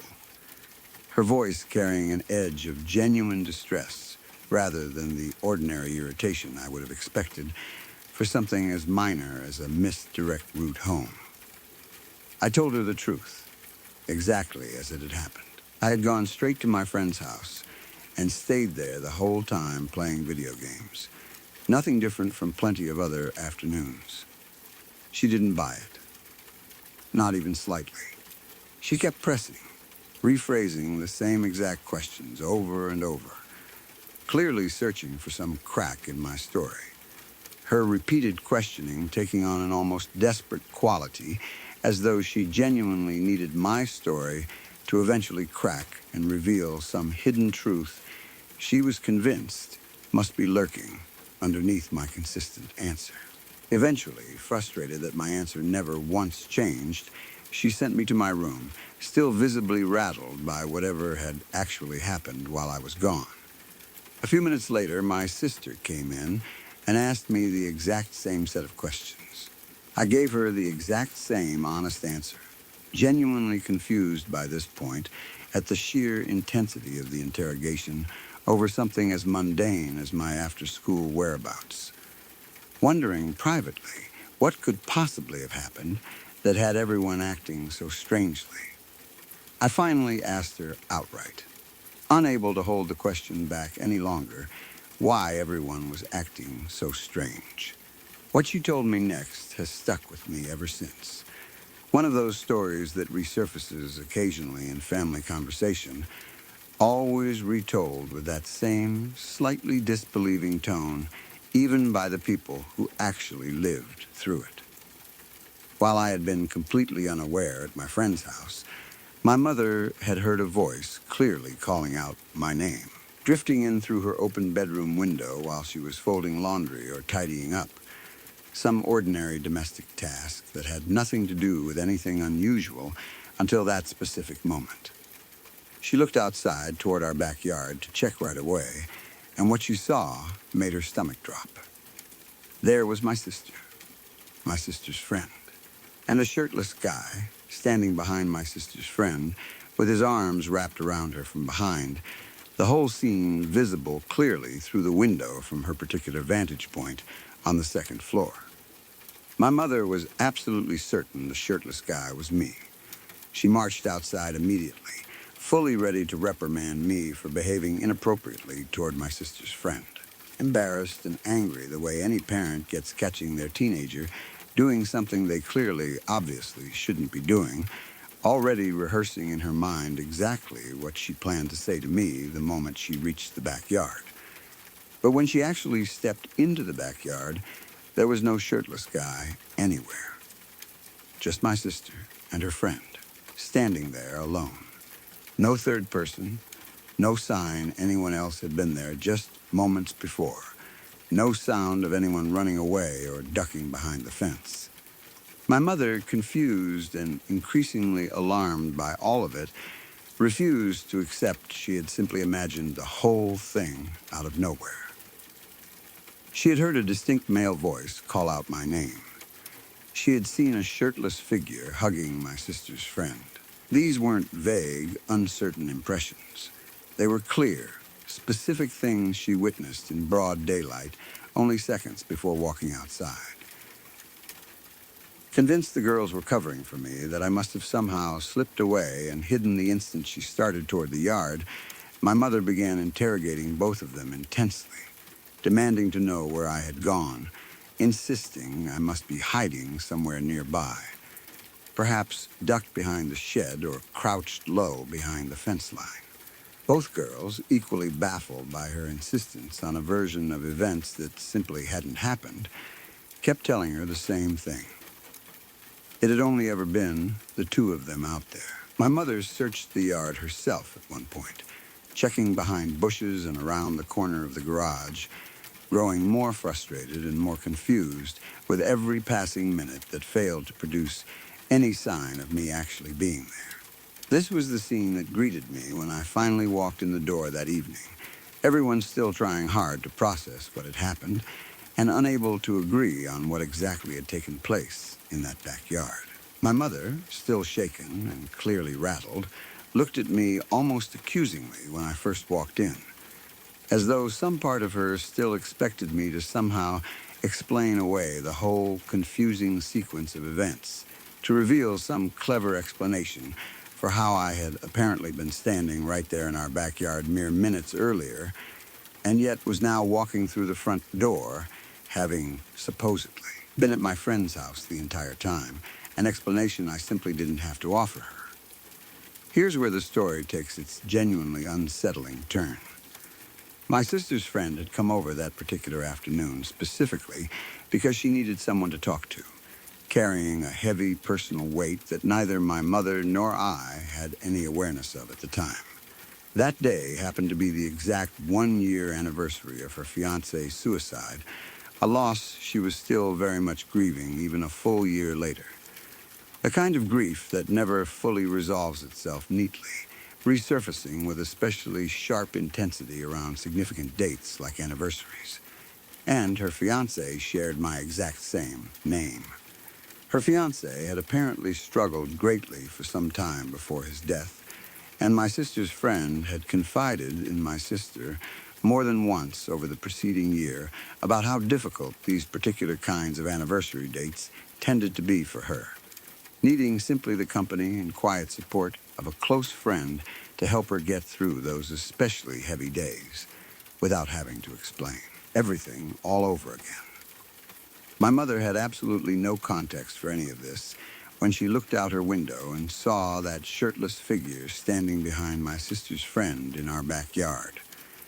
She had no idea about the anniversary, no idea about the tragic loss, no idea the name she heard called through her window belonged not only to her own son, but also, devastatingly, to a young man who had taken his own life exactly 1 year earlier that day. I have thought about this story countless times over the years since it happened, turning over every single detail whenever it happens to resurface, which it still occasionally does even now, usually surfacing unexpectedly during some unrelated family gathering when the conversation happens to drift toward old memories or strange personal experiences shared among relatives. My mother has never once wavered from her account, never suggested she simply misread the situation or briefly mistook some ordinary shadow for a person. She remains completely certain to this day that she saw a real, physical, shirtless man standing in that backyard, and that she heard his voice, clear and unmistakable, calling out my name through her open window. What makes this story especially unsettling is the specific combination of details that came together in that single moment. My mother had absolutely no way of knowing about the significance of that day, no way of knowing about my sister's friend's loss, no way of knowing the young man who died exactly 1 year earlier shared my name. She wasn't primed to expect anything unusual, hadn't been told anything in advance that might have shaped or influenced what she thought she was seeing. She simply glanced out her window in response to hearing her own son's name, and witnessed something that, by every account she's ever given, appeared completely real, only to vanish by the time she actually made it outside. I have asked my sister and her friend about that afternoon many times over the years, always curious whether either of them noticed anything unusual themselves during their conversation in the backyard, any strange sensation that might have suggested something beyond the two of them was present. Neither has ever reported experiencing anything unusual from their own perspective. No sense of an additional presence. Nothing beyond the ordinary private conversation they were having as my sister's friend worked through the emotions of that particular anniversary. Whatever my mother saw from her window existed entirely within her own line of sight, visible to nobody else present, including the very person that figure was apparently embracing. My sister has told me, on more than one occasion, that this particular detail has always struck her as the strangest and most difficult part of the entire story to process. Her friend was, according to every account both of them have ever given, standing right there, receiving whatever presence that figure apparently represented, and yet she herself felt absolutely nothing unusual in that moment. No physical sensation whatsoever, suggesting anyone besides my sister was actually there with her. It raises an obvious, unanswerable question about who or what was actually meant to perceive that particular presence. Why my mother, someone with no direct emotional connection to the tragedy being marked that day, would be the one to witness something so specifically and personally significant to someone else entirely, rather than the friend herself, who might reasonably be expected to have felt the strongest connection to whatever that presence represented. My sister's friend, once she eventually learned what my mother claimed to have witnessed, reacted with a complicated mix of emotions none of us were fully prepared for. There was obvious shock at hearing someone had seen a figure resembling her deceased fiancé standing directly behind her on the anniversary of his death, embracing her the way he might once have. But there was also something that looked almost like comfort mixed into that shock, a quiet solace in the idea that perhaps some part of him had genuinely found his way back to her that day, even without her own conscious awareness of it. I have wondered many times since exactly what to make of the timing involved. If my mother had glanced out that window at any other moment, before or after that particular embrace, would she have seen anything at all?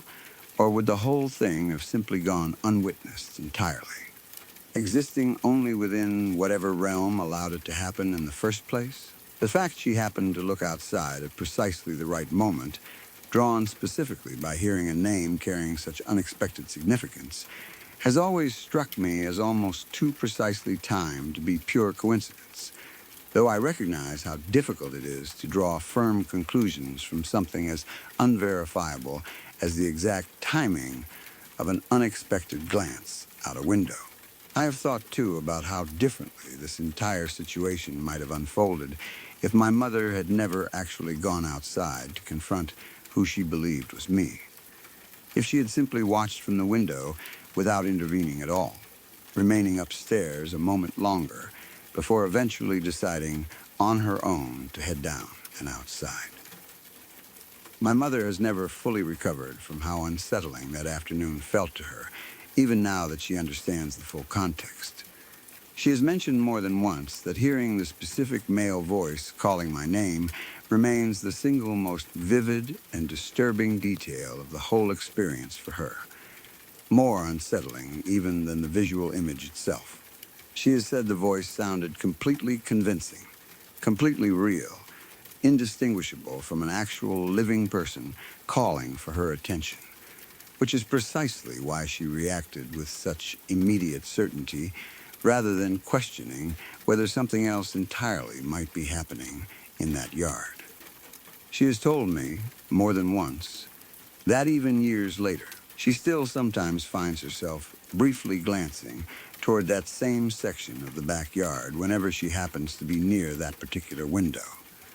A small, involuntary habit she has never quite managed to fully shake, despite how much time has passed since that original afternoon, always half expecting, in some small, persistent corner of her mind, that she might catch another glimpse of that same figure standing there again.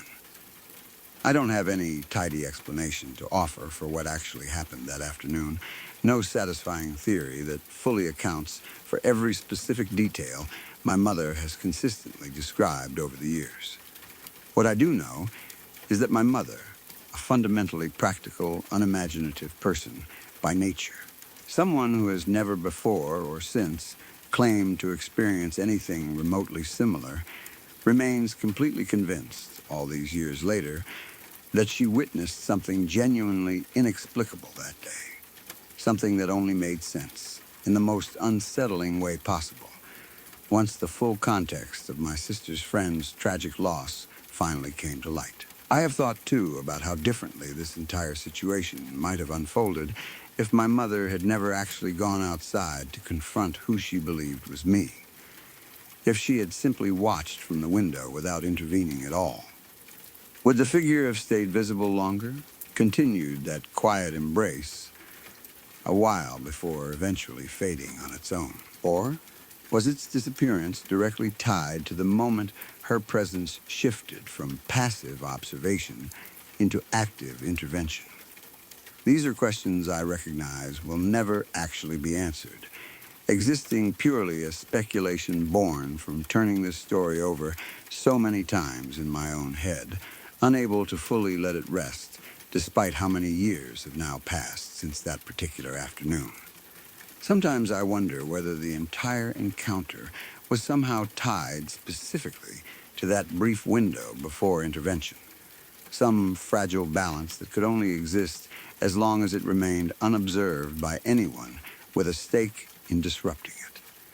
Dissolving the instant a determined, concerned mother marched directly toward it, demanding answers she had no way of actually receiving in that particular moment. I have also found myself wondering, on occasion, whether other family members present that day carry additional details or impressions I have simply never thought to ask about directly.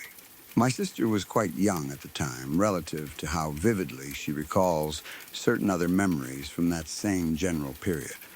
And I sometimes wonder whether there might be small fragments of that afternoon she has never fully articulated. Impressions that never quite crystallized into anything specific enough to mention outright, but that nonetheless linger somewhere in the back of her memory. Small details that might never surface unless someone happened to ask exactly the right question in exactly the right way during one of our occasional conversations about that particular day. What has always struck me most when I really sit with this story and consider it fully is how completely ordinary everything about that afternoon was, right up until the exact moment my mother glanced out her window. Nothing about the hours leading up to that point suggested anything unusual was about to happen.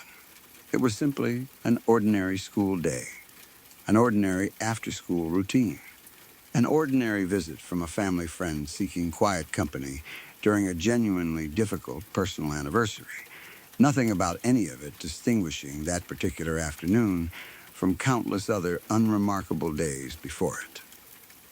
And then, for reasons none of us have ever been able to fully explain, something briefly, inexplicably crossed over into that ordinary afternoon, visible to exactly one person for exactly long enough to be witnessed and remembered, before vanishing completely and leaving behind nothing but confusion, questions, and a story our family has continued telling and retelling ever since. One that still manages to raise the hair on my arms every single time it comes up again. I don't share this story particularly often, mostly because I understand how it sounds coming secondhand, without anyone else having personally witnessed that same specific, methodical detail my mother has always insisted on repeating. That particular male voice calling my exact name from an empty backyard. People tend to react in one of two ways whenever I do bring it up. Some reach for practical explanations, suggesting perhaps a passing car radio or a neighbor's voice carrying strangely on the wind. Theories that sound reasonable enough on the surface, but that consistently fail to account for the fact that the voice was calling a specific name my mother recognized instantly, without any hesitation, as her own son's. Others go quiet, sitting with the strangeness of it the way people do when a story genuinely unsettles them, occasionally admitting afterward that they have never quite heard anything comparable before, and don't really know what to make of it either, no matter how many times they turn it over in their own heads. I have thought, more than once, about how strange it is that something so seemingly mundane, nothing more dramatic than a voice heard through an open window and a brief embrace glimpsed from a distance, could leave such a lasting psychological impact on my own mother. An impact that has genuinely outlasted many other, objectively more dramatic experiences she has had over the years since. There were no visible apparitions lingering for extended periods, no strange sounds or physical sensations beyond that single moment of watching and then confronting an empty backyard. Nothing that fits neatly into the traditional shape of a typical ghost story that people usually expect when this kind of account gets told. And yet the quiet, specific wrongness of that entire experience has stayed with her far more persistently than either of us would have ever predicted beforehand, precisely because it attacked something so fundamental, so deeply assumed and taken for granted, the basic, unquestioned reliability of what our own eyes and ears tell us about the people standing right in front of us. I have wondered, too, whether other people have experienced something similar, whether this particular kind of brief, specific apparition is more common than most people realize, simply because so few individuals would ever think to document it as carefully as my mother happened to, repeating the same exact details year after year without ever once allowing them to soften or shift, or because so many who experience something comparable simply choose never to speak of it at all, worried about exactly the kind of skeptical reaction such a story often invites. I have never searched extensively for comparable accounts online, mostly because the specific circumstances involved, the shared name, the anniversary, the complete absence of prior knowledge on my mother's part, feel so particular to our own family's situation that I doubt any search would turn up anything genuinely comparable. But I have occasionally wondered whether grief itself, in certain rare and specific circumstances, might somehow reach beyond the person actually carrying it, manifesting briefly to someone else entirely who happens to be standing at exactly the right window at exactly the right moment. But for those rare occasions when I do share it, I always find myself returning to the same core, undeniable facts, the ones my mother has repeated consistently for years, rather than reconstructing loosely from memory each time. She heard my name called clearly through an open window. She looked out and saw a shirtless male figure embracing my sister's friend from behind. She went outside within seconds and found nothing but the two girls alone standing exactly where they had apparently been the entire time. And she only learned, well after the fact, once the full picture finally came together for all of us, that the day marked the exact anniversary of a death involving a man who happened to share her own son's name. I have also thought often about my sister's friend in the years since, about the complicated grief she must have carried through that particular day and every anniversary since, grief that apparently found some strange, unexpected outside acknowledgement through my own mother's eyes, without my sister's friend ever consciously experiencing any part of it herself. I have never known exactly how she has processed learning about what my mother witnessed, whether she has come to view it as some form of comfort, a sign that some part of her fiancé's presence genuinely reached her that particular day, even without her own awareness, or whether she has simply filed it away as an unexplainable, slightly unsettling family story connected to one of the hardest days of her adult life, something she references only rarely and always with a certain careful hesitation in her voice, choosing her words slowly whenever the subject happens to come up between us. I imagine, given how deeply this incident affected even those of us who were simply peripheral to the actual tragedy itself, that it must have left a considerably more complicated and lasting impact on her. That entire experience has fundamentally shaped how my family thinks and talks about grief, memory, and the strange, unresolved territory that sometimes exists between the two. I have witnessed, in the years since, other family members and friends navigating their own losses. And I find myself, more often than I probably should, thinking back to that particular afternoon, wondering whether grief carries its own kind of weight and presence that occasionally becomes visible to people who have no direct stake in it at all, briefly and inexplicably, before disappearing again just as suddenly as it arrived. I have never found a satisfying way to fully explain what my mother witnessed that day, and at this point, after so many years of turning the story over in my mind, I have largely made peace with simply not having one, content instead to let it remain exactly what it has always been, a genuinely unresolved family mystery that nonetheless carries its own quiet, undeniable weight. This particular story happened to my father, and I want to say up front that he has never once been the type of person to make up something like this for attention or entertainment. He is a practical, level-headed man who has always shown a healthy dose of skepticism toward anything even remotely supernatural. Someone who has spent his entire career in a field that rewards logical, methodical thinking rather than flights of imagination, which is exactly why this account has always carried so much weight in our family and among everyone who has ever heard him tell it. To this day, he can't even get through telling it without visibly getting goosebumps, his arms actually raising with them right in front of you as he speaks.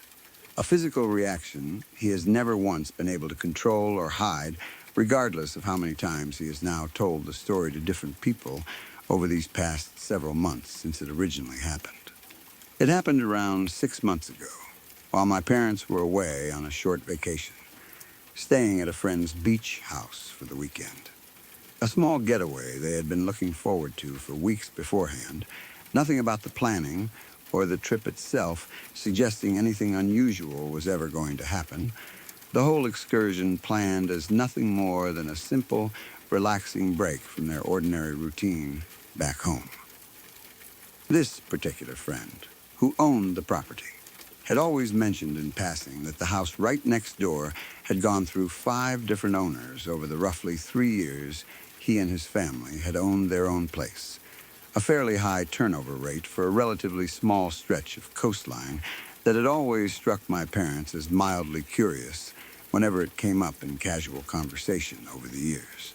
Though never anything they thought much about beyond simple small talk, the kind of passing observation neighbors sometimes make about a property without ever pausing to wonder about the underlying reasons behind it. What none of us knew until later, though, was that the most recent owner of that neighboring house had actually taken his own life inside it only about 3 weeks before my parents' visit. For reasons nobody in the area seemed to fully understand or ever discussed openly, the specific circumstances remaining something of a quiet, unspoken mystery even among the neighbors who lived closest to the property. My parents arrived at the beach house that evening, settling in for what was supposed to be a simple, relaxing overnight stay before continuing on with the rest of their short getaway together. The whole day passed by completely normally, nothing unusual or noteworthy happening at any point, right up until the two of them started getting ready for bed together that night, as they normally would. That was when my father first noticed the smell of gas drifting through the house, faint at first, but distinct enough to immediately catch his attention and concern him. The kind of smell that any responsible homeowner would recognize instantly and treat with appropriate seriousness. After a quick check, he realized the pilot light on the water heater had gone out at some point, allowing gas to slowly leak into the surrounding area. A fairly common and usually easily resolved household issue that neither of my parents had any particular reason to worry about beyond the practical matter of actually addressing it properly. The kind of minor inconvenience that has happened at their own home more than once over the years without ever amounting to anything more than a quick, routine fix. Being the responsible, practical person he is, he decided to head outside right away to locate the main shutoff valve and stop the leak before it became any more serious, grabbing a flashlight from the kitchen drawer before stepping out into the dark, quiet evening.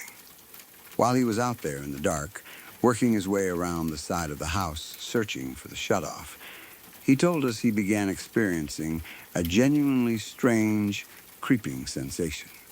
a series of sudden chills running down his spine despite the otherwise warm, ordinary evening air. Chills that had nothing to do with any actual drop in temperature, and everything to do with some deeper, less explicable source of unease settling over him. A feeling he has since described as similar to the specific primal discomfort of sensing someone watching you from somewhere just out of sight. He said that the entire time he remained outside, he felt an inexplicable sense of nervousness settling over him, a feeling he couldn't logically account for, given how utterly mundane the task itself actually was. The kind of simple household chore he had performed dozens of times before at their own home, without ever experiencing anything remotely similar. Eventually, he located the shutoff valve and began working to close it properly, his hands moving through the familiar mechanical motion while his mind remained oddly unsettled by everything he had already been feeling in the minutes leading up to that moment.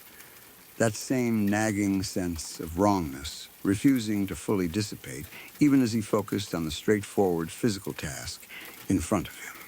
Right as he was in the middle of that task, he clearly heard a voice ask him, in a tone that sounded completely real and fully present, "What are you doing?" The voice was so distinct, so genuinely convincing in its clarity, that my father actually responded out loud without even thinking, saying simply, shutting off the gas. The words leaving his mouth automatically before his conscious mind had fully caught up with what was actually happening around him. The kind of instinctive, unthinking reply anyone might give to a neighbor or a family member asking a perfectly ordinary question in an entirely ordinary setting, without any hesitation whatsoever. It was only a moment later that the full weight of the situation hit him. He froze completely, realizing he had just responded to a voice that, as far as he could tell, had no visible source anywhere nearby. He looked around immediately, scanning every direction in the darkness, his flashlight beam sweeping across the empty yard, the neighboring fence line, the shadows beneath the nearby trees, and found absolutely nobody there. Not even the faintest hint of movement or sound suggesting anyone had recently been standing anywhere close by. His first assumption was that it must have been my mother, perhaps having stepped outside without him fully registering her presence, but after quickly working through his own rising panic and hurrying back inside the house. His heart pounding and his hands slightly unsteady, he found her exactly where he expected her to normally be at that hour, standing in the bathroom, calmly brushing her teeth, completely unaware that anything unusual had just happened outside just moments earlier. My father couldn't sleep at all for the remainder of that night. The unsettling nature of what he had just experienced sat with him too heavily to allow for any real rest, and he spent the following hours lying awake beside my mother, replaying the entire encounter over and over in his mind, trying and failing to construct any rational explanation that might account for what he had just heard, staring up at the ceiling in that unfamiliar bedroom, while his thoughts circled back again and again to that single impossible question. Eventually, sometime around 3 in the morning, my parents made the decision to simply pack up and drive home, rather than attempt to stay through the rest of the night in that particular house, both of them quietly gathering their things in the dark. Neither one needing much convincing that leaving immediately was the right decision to make. The next morning, once they had returned home safely, they called their friends, the owners of the beach house, to explain everything that had happened, and to check whether anything similar had ever occurred to anyone else staying there before, at any point over the years since they first purchased that particular property. Based on how my parents have since described their friend's reaction during that conversation, the couple on the other end of the line went completely pale and clearly mortified the moment my father described what he had experienced, their voices audibly shifting on the phone as he worked through the specific details of the voice and its question. That was when they finally explained the full details surrounding the neighboring property, confirming what we hadn't previously known, that the man who had taken his own life in that house only a few weeks earlier had done so specifically by using gas, deliberately allowing it to fill the space around him inside that neighboring home. A detail their friends had apparently been hesitant to share earlier, not wanting to unnecessarily alarm my parents before their visit with information that, under any ordinary circumstances, would have had absolutely nothing to do with their own stay next door. Our friends admitted afterward that they had genuinely debated whether to mention it at all before my parents arrived, ultimately deciding it seemed unnecessary and potentially needlessly upsetting given how completely unrelated it should have been to an ordinary overnight stay in a completely different house. My father still can't tell this particular story, even now, all these months later, without visibly getting goosebumps partway through the telling, his voice sometimes trailing off slightly as he reaches the specific part about hearing that voice ask its simple, direct question. I don't think I have ever, in my entire life, witnessed my father look genuinely, authentically frightened the way he does whenever this particular memory comes up in conversation. He is not a man prone to exaggeration or dramatic storytelling under any other circumstances I have ever personally witnessed. Someone who has always approached even genuinely stressful or difficult experiences from his own life with a certain calm, understated matter-of-factness that has never once wavered until this particular story enters the conversation. I suppose it's possible the whole thing could be some kind of elaborate fabrication, though I genuinely, honestly doubt it given everything I know about my father's personality and his usual approach to storytelling in general. But the specific look that crosses his face, the fear that visibly settles into his eyes every single time he retells this particular account, has always struck me as something I don't believe could realistically be faked. Not with that particular level of consistency, not across every single retelling over these past several months. The same specific pause, the same slight catch in his voice, the same reflexive goosebumps rising along his forearms every time without exception.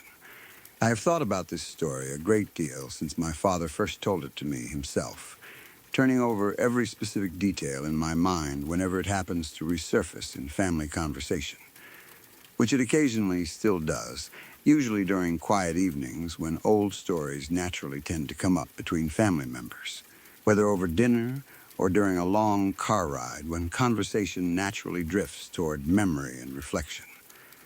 What strikes me most, beyond even the voice itself, is the specific timing of everything that happened that particular night. The fact that my father experienced those unexplained chills and that overwhelming sense of nervousness before he ever actually heard anything, as though his body had somehow registered that something was genuinely wrong well before his conscious mind caught up with the situation, some deep, instinctive part of him sensing danger or wrongness long before any concrete evidence of it actually presented itself. I have wondered many times what that voice might have actually, genuinely, been asking. Whether there was some genuine confusion behind the question itself, some lingering echo of a man who had died in circumstances involving that exact same substance, gas, quietly seeping through a nearby house and drawing him toward a scene that must have felt disturbingly familiar in some way none of us can fully understand.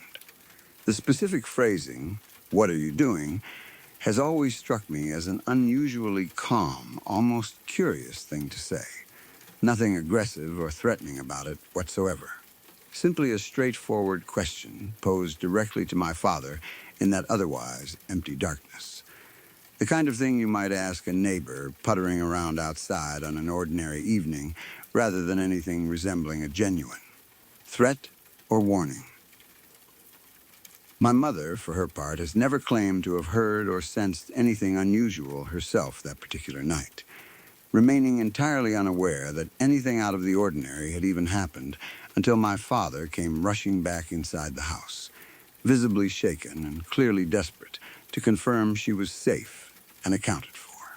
His eyes wide and his breathing noticeably unsteady, in a way that immediately told her something serious had just occurred outside.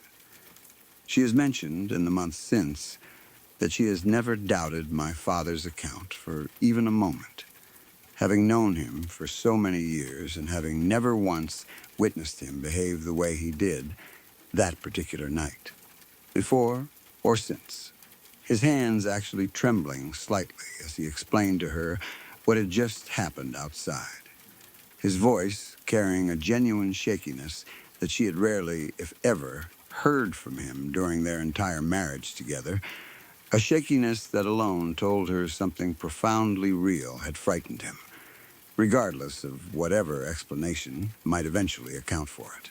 I have asked my father directly, on more than one specific occasion, whether he has ever considered any alternative, more mundane explanation for what he experienced that night. Wind carrying some distant sound in an unusual way. Perhaps some trick of acoustics along that particular stretch of coastline that might have distorted an ordinary noise into something resembling human speech. He has told me, every single time I've asked, that he has turned the entire experience over in his own mind repeatedly since it happened, searching for exactly that kind of rational explanation himself, and that he has simply never been able to land on anything that adequately accounts for the specific clarity and coherence of what he heard. It wasn't some vague murmur or ambiguous sound that his frightened mind might have shaped into words on its own. It was, according to him, an unmistakably clear, complete sentence, spoken directly and specifically to him in that exact moment, with none of the distortion or ambiguity you would expect from wind, distant conversation, or any other ordinary environmental noise carrying strangely across open coastal air. I have also thought about the specific coincidence of timing involved in the whole entire situation. The fact that my parents happened to be staying at that particular beach house during that particular window of time, so soon after the tragedy that had occurred next door. Had they visited even a few months earlier or later, this entire experience presumably never would have happened at all, or at least not in the specific way it apparently unfolded that night. The vacation reduced instead to nothing more than an entirely ordinary, forgettable weekend getaway like countless others my parents have taken together over the years. That particular thought has always unsettled me somewhat whenever I sit with it for too long. The idea that pure chance placed my father in exactly the right location, at exactly the right time, to experience something so profoundly unexplainable, a specific alignment of circumstances that feels almost too precise to be entirely accidental. Even though I recognize that coincidences this striking do occasionally happen without carrying any deeper meaning behind them. I have wondered, too, about the neighboring property itself specifically, and whether anyone has continued living there since that man's death, whether they have experienced anything remotely similar themselves, or whether whatever lingered in that space that particular night was somehow specifically drawn toward my father, rather than existing as some kind of ongoing, repeated presence within the neighboring house itself. I have no way of actually knowing the answer to that particular question, given that none of us have any direct connection to whoever might currently be living in that specific property. And I doubt my parents would ever feel comfortable reaching out to ask, given how deeply unsettling the entire original experience already was for both of them, let alone the sheer awkwardness of trying to explain to a complete stranger exactly why they were asking such a strange, specific question about their home in the first place. Our friends who own the beach house have mentioned, since that particular visit occurred, that they have never personally experienced anything unusual themselves during all their years owning that property, nor have any of their previous guests ever reported anything even remotely similar prior to my parents' visit that particular weekend.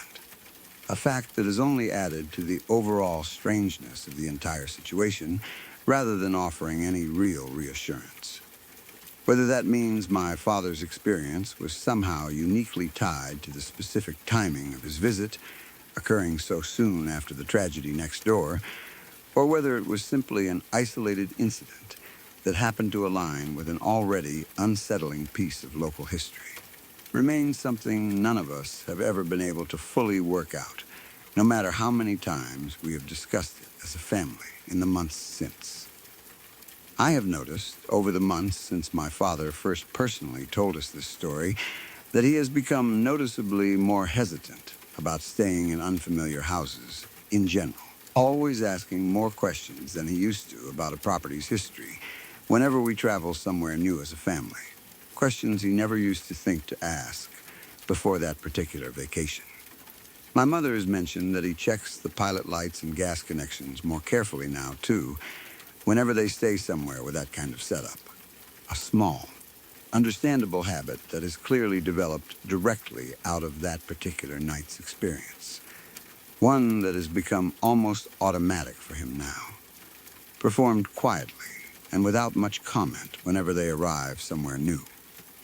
I think about the specific detail of my father instinctively answering that voice most of all, out of every single element of the entire story. There is something profoundly human about that instinctive response.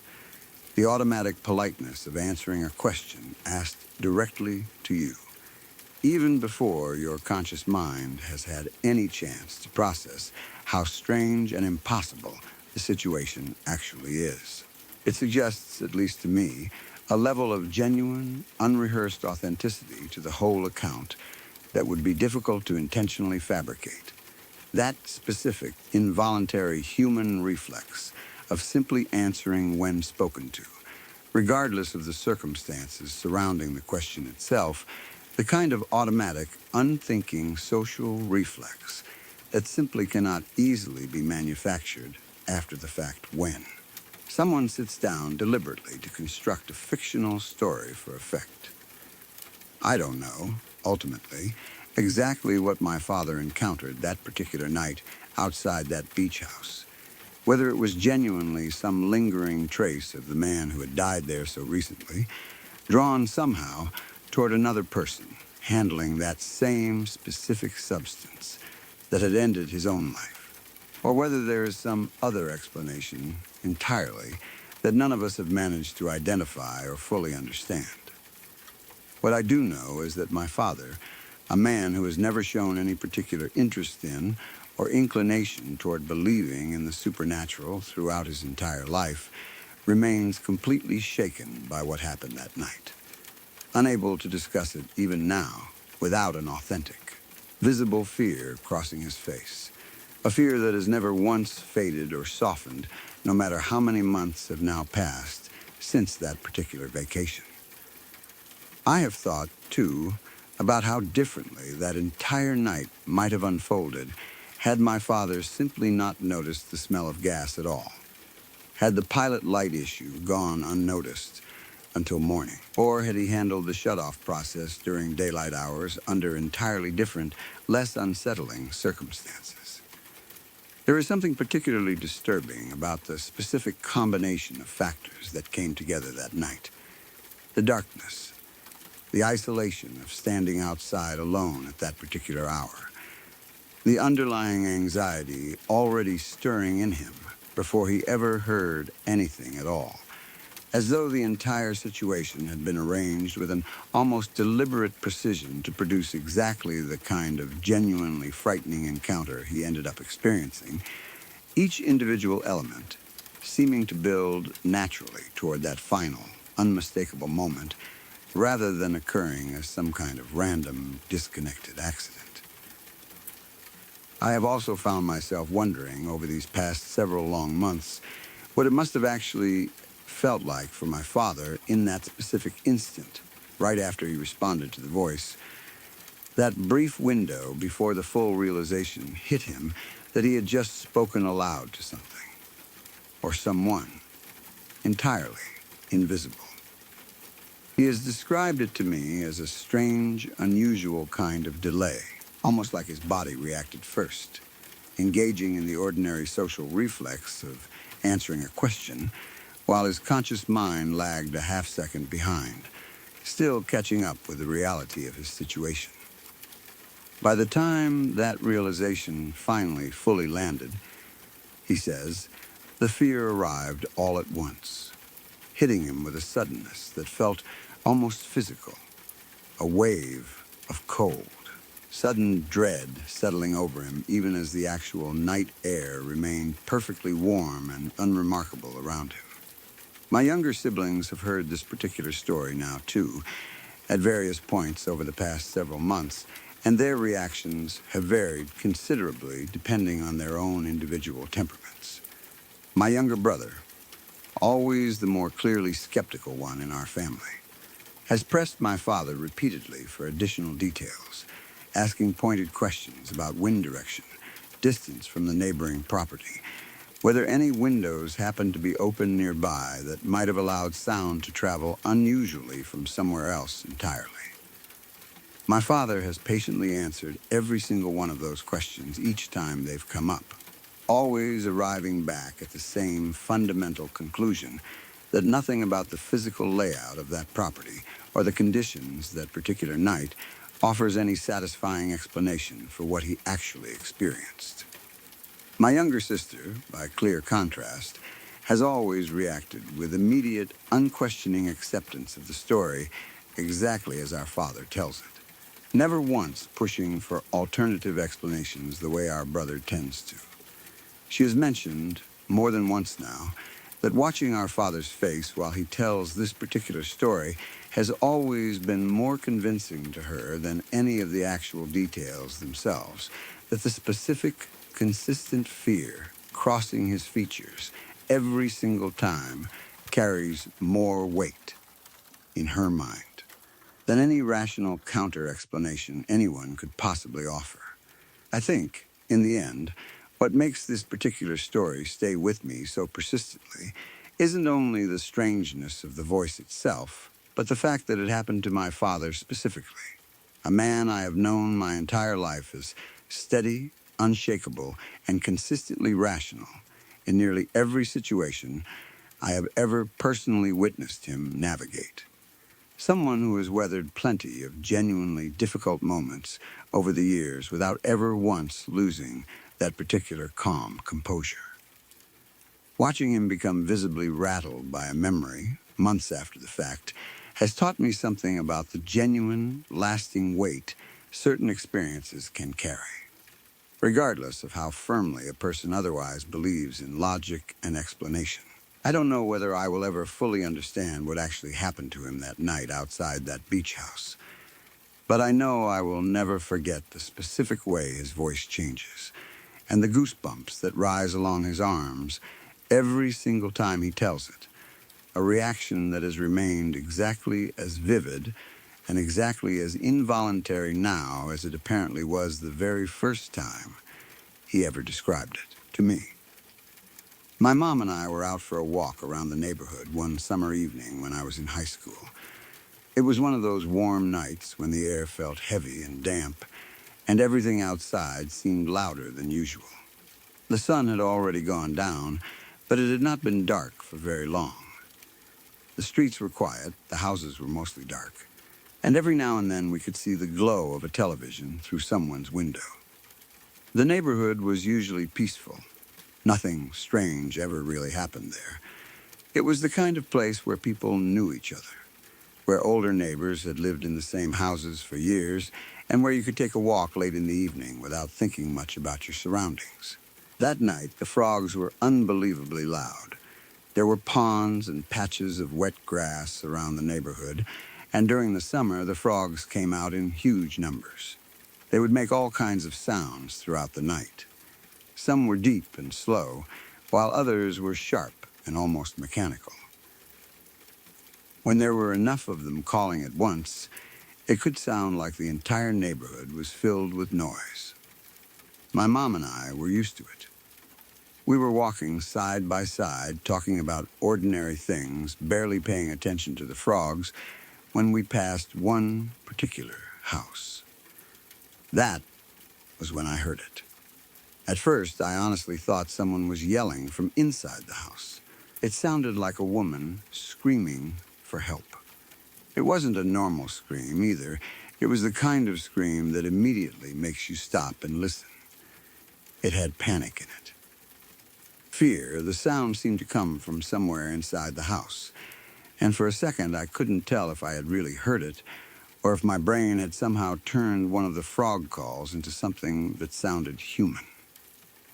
I slowed down. My mom noticed and looked at me. "What?" she asked. I didn't answer immediately. Then we heard it again. A woman's voice screamed for help. It lasted only a few seconds. Then there was silence. Then the frogs. Then the same scream happened again. I looked at the house. Everything seemed normal. There were no lights flashing. No one was standing outside. No doors were open. There was no movement behind the windows that I could see. The house looked exactly like it always did. Then the scream happened again. It was almost identical to the first one. Same length, same tone, same strange ending. It sounded as though someone had recorded a woman screaming and was playing that recording over and over. My mom and I stood there for a moment. Neither of us said anything. The frogs continued making their strange summer noises all around us, but that woman's scream stood out from everything else. I remember thinking that it was too perfect. Real screams don't usually sound exactly the same every time. People change their voices. They breathe differently. They stop. They cough. They move. They say different words. This didn't. It was the same 3-second burst of screaming, followed by silence, followed by frogs, followed by the scream again. My mom eventually said something like, "Maybe they left the TV on." That made sense. It was the simplest explanation. Maybe someone was watching a movie. Maybe the television was playing some kind of crime show or horror movie. Maybe there was a recording playing for some reason. It was strange, but not necessarily dangerous. I nodded. We kept walking. But neither of us really talked about anything else after that. The sound had gotten into my head. Every few seconds, I could almost hear it again, even when it wasn't actually happening. We continued around the neighborhood, trying to act normal.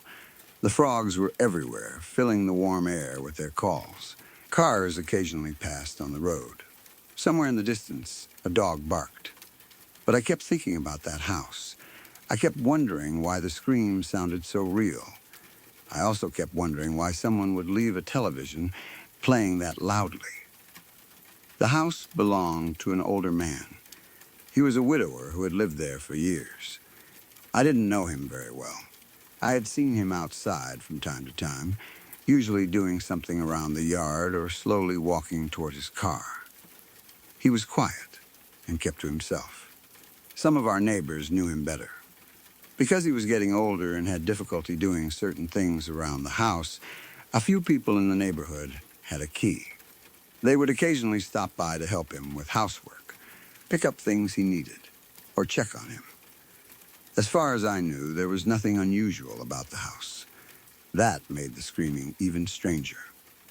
My mom and I eventually completed our walk and started heading back toward home. When we reached the same house again, I was expecting the noise to be gone. It wasn't. The moment we got close, I heard it. The woman screamed again. Same sound. Same 3 seconds. Same horrible desperation. Then silence. Then the frogs. My stomach tightened.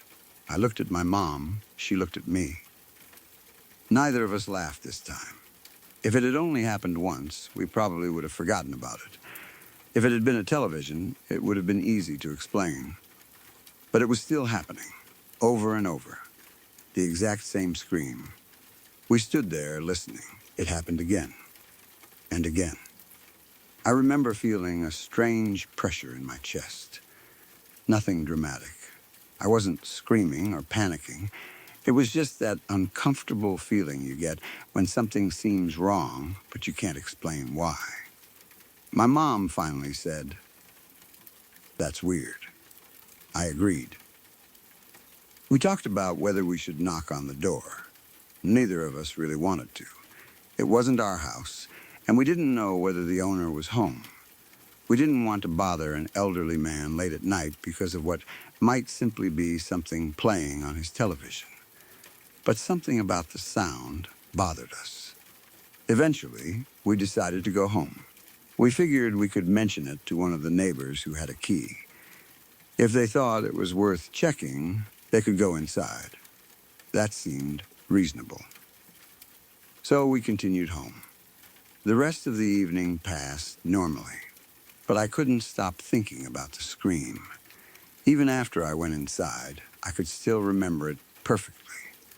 The sound had been so clear. It didn't sound like a movie anymore. It sounded like a real person. And the repetition made it worse. There was something deeply unsettling about hearing the same human scream again and again without any change. At the time, though, I still believed there had to be an ordinary explanation. Maybe the television had malfunctioned. Maybe a DVD had gotten stuck. Maybe some kind of alarm was making the sound. Maybe someone had accidentally left a recording running. There were plenty of possibilities. The next day, I didn't think much about it. Then another day passed. Then another. Eventually, a few days had gone by. One afternoon, my mom and I were outside when we saw one of the neighbors who regularly helped the older man. My mom mentioned the house. She told them what we had heard during our walk. She explained that it sounded like a woman screaming for help, and that it had repeated over and over. The neighbor looked confused. They asked us exactly which house. We pointed it out. Their expression changed slightly. They told us they hadn't heard from the old man in several days. That immediately made the whole thing feel different. Until that moment, the scream had been weird. Now it felt important. The neighbor had a key to the house, so they agreed to go check on him. I remember feeling relieved. At least someone was going to look. My mom and I didn't go with them. We stayed nearby while they walked toward the house. I watched as they approached the front door. They unlocked it. They went inside. And then they disappeared from our view. I don't remember exactly how long they were inside. It probably wasn't very long. But waiting made it feel longer. I kept expecting to hear the woman scream again. I expected some explanation. Maybe the television would be running. Maybe the house would contain some strange electronic device. Maybe the old man would be sitting in a chair watching a movie and would have no idea that the sound was carrying outside. But when the neighbor came back out, they didn't look like someone who had found a simple explanation. They looked disturbed. They told us there was no woman inside. There was no television making the sound. There was nothing obvious that could explain what we had heard. And then we learned something that completely changed the memory of that night for me. The old man had already died. He had been dead for 2 weeks. 2 weeks. The neighbor had apparently not known that he was gone because they had not been inside recently, and there had been no immediate reason for them to suspect anything was wrong. The house had been sitting there quietly while we walked past it, and somewhere inside that house, we had heard what sounded exactly like a woman screaming for help. For a moment, I couldn't process it. I remember thinking there had to be some mistake. Maybe the neighbor was talking about something else. Maybe the old man had been away. Maybe we had misunderstood. But no, he had died 2 weeks earlier. He had already been gone when my mom and I heard the screaming. The neighbor told us they hadn't heard anything unusual when they entered the house. No screaming, no woman, no strange recording, nothing. The only sound outside was the frogs. Those damn frogs. That detail is what has stayed with me the most, because the frogs had been so loud that night. There were hundreds of them calling from the grass and wet areas around the neighborhood. And mixed in with all of those natural sounds was something that sounded completely human. Something that made us stop walking. Something that made us think a woman was trapped inside a house. But when someone actually entered the house, there was nothing there. I have tried to find a normal explanation for it over the years. Maybe it really was some strange frog call. Maybe one of the frogs made a sound that just happened to resemble a human scream. Maybe the sound came from somewhere else and echoed between the houses. Maybe there had been a television or some other device that stopped working before the neighbor arrived. There are plenty of explanations that don't involve anything supernatural. I understand that. But there is one problem. I heard it. My mom heard it. And we both heard the same thing. A woman screaming for help. Not once, not twice. It kept happening. The same 3-second scream, again and again. And every time it ended, there was nothing. Just the frogs. Even now, when I think back on that summer night, I can still picture the house. I can see the dark windows. I can remember standing on the sidewalk with my mom. I can remember the warm air and the overwhelming noise of the frogs. And then I remember that scream cutting through everything. It wasn't just frightening because it sounded like someone was in danger. It was frightening because the sound seemed trapped in a loop. It was as if something inside that house had recorded one terrible moment and was forced to repeat it endlessly. The strange part is that we didn't know the man was already dead. When we walked past the house, we assumed someone was inside. We thought someone was watching television. We thought there was a completely ordinary explanation. If we had known the house had been empty for 2 weeks, we probably would have been terrified before we even got close to it. Instead, we walked past casually. We heard the scream. We shrugged it off. Then we walked away. Then we came back. And it was still happening. I sometimes wonder what would have happened if we had decided to investigate the first time. What if we had knocked on the door? What if we had used the phone to call someone? What if one of us had actually gone inside? I don't know. Maybe we would have found nothing. Maybe we would have discovered that the sound really did come from some broken machine. Maybe the explanation would have been completely boring. But we didn't investigate. We simply continued our walk. And because of that, the memory remains unresolved.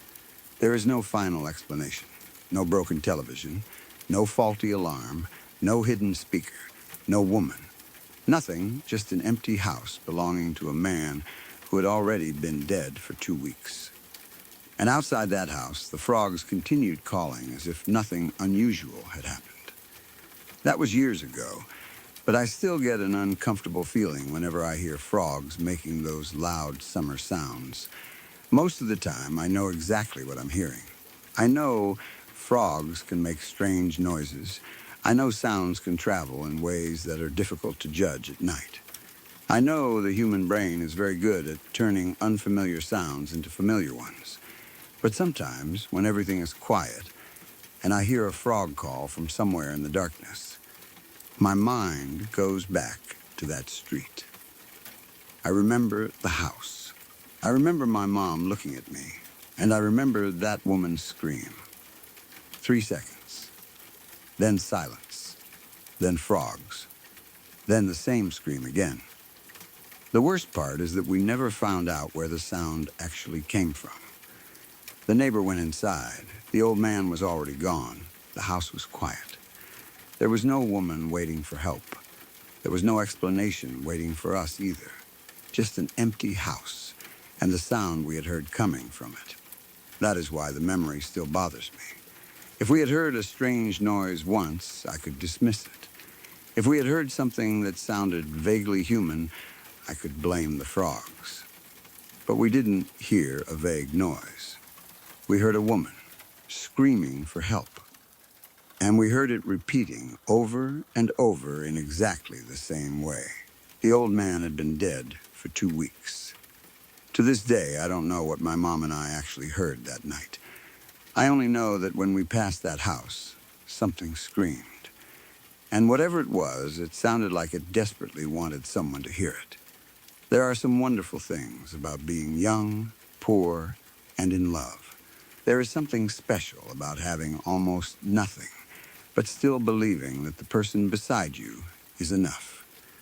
You don't need expensive dinners, a beautiful house, or a perfect life.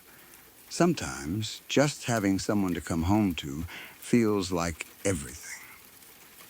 Sadly, this is not one of those stories. When I was 22, I decided to move in with my boyfriend. We were both young, and neither of us had much money. We knew we weren't exactly starting our lives with everything figured out, but we were in love, and at that age, love makes almost every problem seem smaller than it really is. We found a cheap apartment in a college town and moved into a small one-bedroom place on the first floor. It wasn't beautiful. It wasn't even close to beautiful. The building was old, and there were plenty of things wrong with it. The walls had layers of old paint that we were pretty sure contained enough lead to survive a nuclear war. The bathroom had no proper ventilation system. Instead, there was a small window inside the shower that opened directly to the outside. The appliances looked like they belonged in my grandmother's house, and sometimes I wondered how they were still working at all, but none of that mattered. It was our home, our first home together. We were young, broke, and completely happy. My boyfriend worked the graveyard shift, while I worked during the day. Because of our opposite schedules, we spent a lot of time apart. He would leave for work when I was getting ready for bed, and he would come home around the time I was getting ready for work. That meant the hours we did have together felt especially important. We enjoyed simple things. We cooked cheap meals, watched movies, joked around, and spent as much time together as we could. We didn't need much, because we didn't have much. One of our little jokes involved the bathroom window. Because the window was inside the shower, my boyfriend discovered that he could sometimes stand outside near the building and look through it when he came home from work. I would be getting ready for my day, and he would sneak a look through the open window. Of course, I always noticed him. Whenever I caught him, he would laugh, and I would laugh too. It was harmless between us. It became one of those silly little things couples do when they are young and comfortable with each other. Eventually, though, I started noticing something strange outside that bathroom window. There was a log, not lying on the ground like a normal piece of fallen wood. It was standing upright. It was positioned almost like a little step beneath the window. The first time I noticed it, I didn't think much about it. Then I noticed it again and again. I asked my boyfriend why he kept putting it there. He always laughed and told me it wasn't his. I would point out that he didn't even need it. He was tall enough to look through the window without standing on anything. He would tell me he hadn't put it there. Whenever I went outside and moved it away, it would disappear for a while. Then, a few days later, it would be back. Eventually, we assumed the people who took care of the yard were responsible. The workers came around several times a week. They cut grass, cleared branches, moved debris, and generally kept the property from becoming completely overgrown. We figured they were probably moving the log against the building whenever they cleaned the yard. It wasn't a very interesting mystery, so we stopped thinking about it. Before winter arrived, the yard workers came through and cleaned everything up. They removed the leaves, branches, and other debris around the property. The log disappeared. After that, I forgot about it completely. Life continued. We were young and in love, and for a while, nothing seemed capable of breaking through the little world we had created for ourselves. Eventually, our lease ended. When it was time to renew, we discovered something that seemed almost too good to be true. The apartment complex was offering a special deal. We could move into a 2-bedroom apartment for even less money than we had been paying for our 1-bedroom apartment. We didn't think twice. We happily signed the new lease. At the time, we didn't realize that we were making a decision that would change the way I felt about my own home. Our first apartment had been on a nice suburban street. It faced houses, and the area felt relatively peaceful. We had never really paid attention to what was behind the apartment complex or how rough some parts of the surrounding neighborhood were. Our new apartment was on the other side of the community. It was behind an abandoned strip mall. The front of our apartment looked out toward a dark alley and a group of dumpsters behind a Chinese buffet that had recently closed. There were stray cats everywhere. The area was poorly lit, especially at night. But none of that bothered us very much. We were getting a huge 2-bedroom apartment for almost no money. To us, it felt like we had won the lottery. We had more space, more privacy, and a place we could call home. We were happy. That year was one of the happiest periods of my life. My boyfriend eventually became my fiancé. On Valentine's Day, he decided he was going to buy me an engagement ring. He tried to keep it a secret, but he was terrible at keeping secrets. I knew something was happening before he even had the chance to properly ask me. In fact, I told him yes before he could even finish asking the question. We were young. We were ridiculously happy. He didn't have much money, so he got help from a friend's father who owned a jewelry store. The man gave him a good price on the ring. There was just one problem. The person handling the order somehow confused my very small ring size with a much larger one. When my fiancé finally brought the ring home, I discovered that it was enormous. It looked like it had been made for someone with the hands of a giant. I was devastated. The engagement ring was supposed to be this beautiful beginning to our future together, and instead I was staring at a ring that was several sizes too large. The wedding band set had the same problem. We knew they had to go back. My fiancé put the rings in his car's glove compartment so he could take them back to the jewelry store. Unfortunately, a snowstorm hit that day. He couldn't make the trip. The next morning, he went outside to his car. Someone had broken into it. The damage was obvious. The glove compartment had been opened. But strangely, almost nothing had been taken.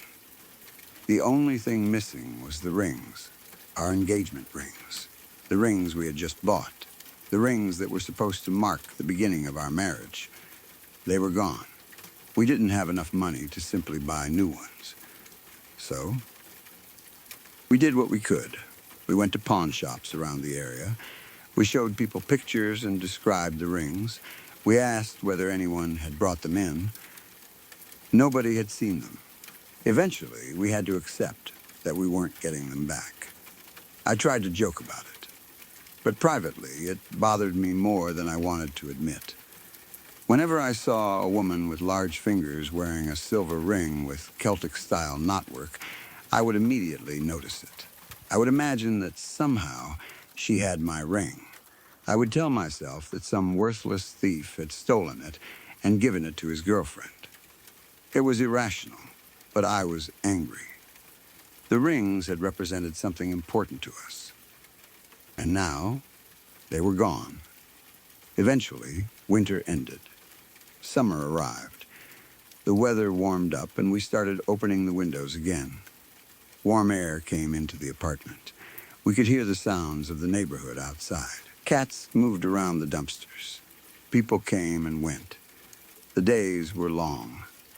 Unfortunately, our financial situation hadn't improved. If anything, things were getting worse. We lost our phone service because we couldn't afford to keep paying the bill. It wasn't a huge problem at first.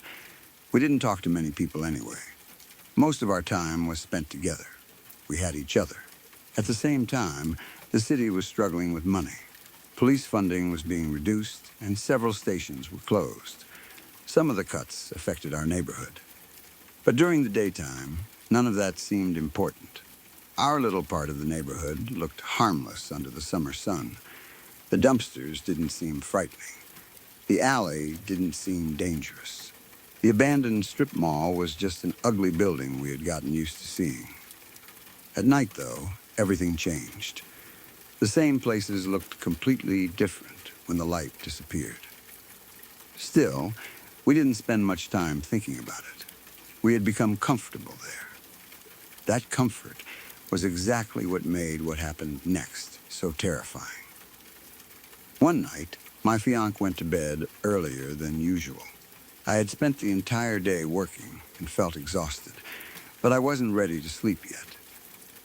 I decided to take a long bath, a really long bath. I loved sitting in hot water after a stressful day.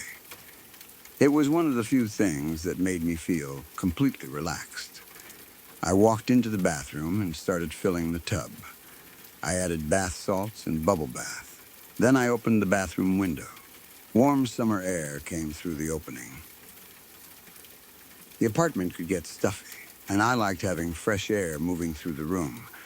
I took off my clothes and left them in a pile near the bathroom door. Then I grabbed my laptop and placed it on the closed toilet seat. I wanted to watch a movie while I soaked. I turned the volume up enough that I could hear it clearly over the sound of the water. Then I climbed into the tub. For a while, everything was peaceful.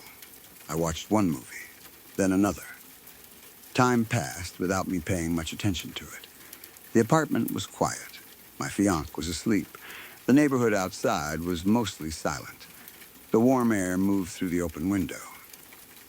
Eventually, several hours had passed. I realized I had been in the bath for around 4 hours. The water had gone cold. I pulled the plug and sat there while the water slowly disappeared down the drain. I didn't feel rushed. I was relaxed and tired. When the tub was finally empty, I stood up. I stretched. I dried myself. The cool night air coming through the window touched my skin. I remember thinking that I should probably close the window, but then I decided against it. The apartment could use some fresh air. I stepped out of the bathtub. My clothes were still lying near the bathroom door. I didn't bother picking them up. I simply stepped around them and moved toward the partially open door. And then I looked back. That single movement changed everything. My eyes went directly toward the bathroom window. At first, I wasn't afraid. I saw a person outside. My first thought was that it was my fiancé. For a split second, I actually felt amused. I thought he had gotten out of bed and was playing the same silly joke he used to play at our old apartment. I almost laughed. Then I noticed something wrong. The person's eyes were too high, much too high. My fiancé wasn't that tall. I stared. My mind struggled to understand what I was seeing. The man outside wasn't simply standing on the ground. He was standing on something. Something high enough that his upper body was visible through the bathroom window. Then, everything became clear. It wasn't my fiancé. It was a stranger. A man was standing directly outside my bathroom window. He was looking inside, and he was touching himself while watching me. I froze. I couldn't scream. I couldn't move. For a moment, my entire body seemed to stop working. I stood there, completely exposed, staring at a stranger on the other side of the window. There was only a thin screen between us, a thin barrier that suddenly felt completely useless. Then I realized something even worse. He hadn't just appeared there. He had probably been there for a while. I had spent hours in that bathtub, hours watching movies, hours relaxing, hours believing I was completely alone. And that man could have been standing outside the window the entire time. The thought hit me so hard that I felt sick. I remembered the open window. I remembered getting into the bath. I remembered standing up. I remembered the man being there. I had no idea how long he had been watching. I didn't know whether he had seen everything. I didn't know how long he had been waiting. I only knew that he had chosen that particular window. The window inside my bathroom. The one place where I believed I was completely private. And then I noticed his hand. He was wearing a silver ring. A silver ring with Celtic knotwork. For one brief moment, my mind stopped thinking about the danger and focused on that ring. It looked familiar. Too familiar. The missing engagement ring suddenly came back to me. I had spent months seeing women with large fingers and imagining that one of them might be wearing my stolen ring. Now, I was looking at a stranger standing outside my bathroom window, and he was wearing a silver ring with Celtic knotwork. I don't know whether it was actually my ring. I never found out. But I remember noticing it. I remember thinking that if I survived this, I needed to remember every detail about him. His height, his build, his face, his clothes, his ring. Everything. Then my body finally responded. I ran. I didn't even think. I ran straight to the bedroom. My fiancé woke up because of the noise. "There is a man outside the bathroom window," I said. The words came out so quickly that he couldn't understand me. "What?" "There is a man outside the bathroom window." He sat up. I could barely breathe. "He's watching me. He's outside the window." My fear finally broke through whatever had been keeping me frozen. I started crying. I kept telling him to make the man go away. I was terrified.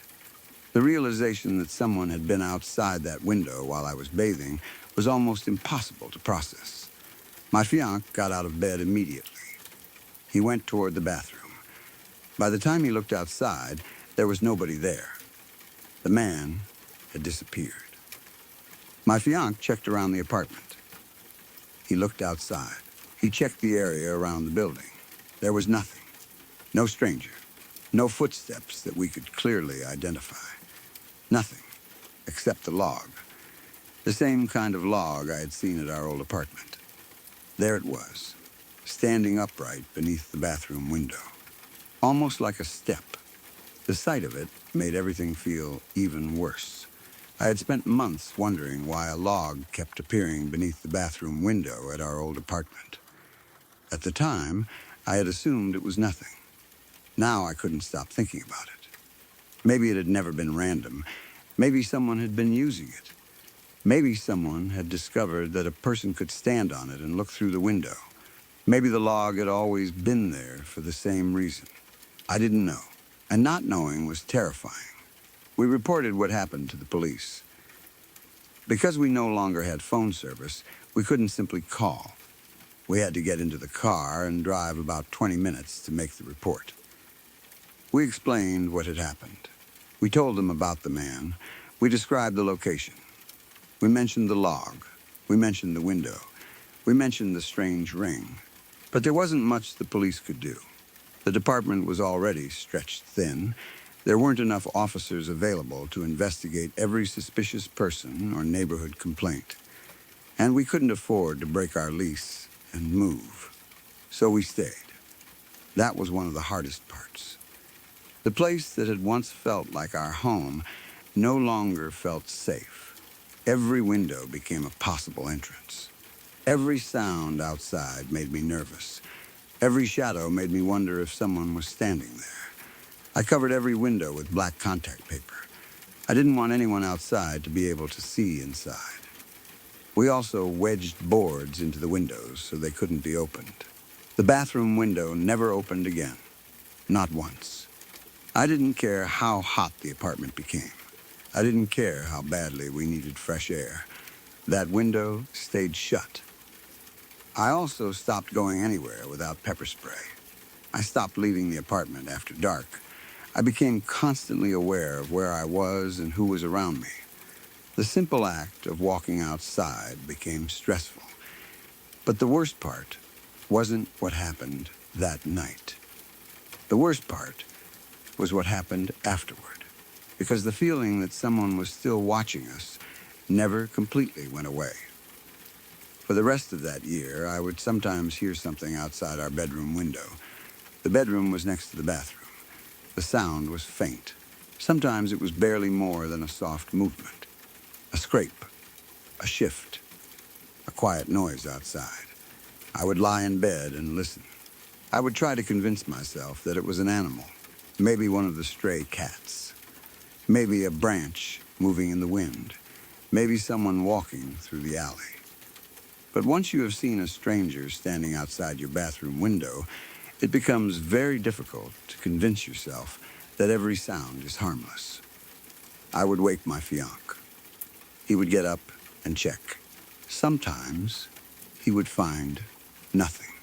Other times there would be marks in the ground, imprints. The ground outside the window would look as if someone had recently been standing there. We never caught anyone. We never found out who it was. We never learned whether the same person had been watching us from the beginning. And I never found out whether the silver ring was actually the ring that had been stolen from our car. That question still bothers me.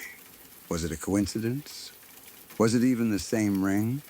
Maybe there is no proof. But when you experience something like that, your mind doesn't stop searching for connections. It goes back through every strange detail. The log at the old apartment. The repeated appearance of the log beneath the bathroom window. The break-in at the car. The stolen rings. The strange man outside the bathroom. The ring on his finger. The footprints outside the bedroom. All of those things remain connected in my memory. Maybe some of them were unrelated.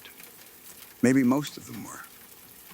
But I will never know. What I do know is that someone was outside my bathroom window that night. Someone had found a way to stand high enough to look directly inside. Someone had watched me while I believed I was alone. And there was nothing I could do to stop him until I finally saw him. That is the part that still scares me. It wasn't simply that a stranger was outside. It was the possibility that he had been there before. Maybe other nights. Maybe other windows. Maybe he had watched us without us knowing. Maybe he had learned our routines. Maybe he knew when my fiancé slept. Maybe he knew when I was home alone.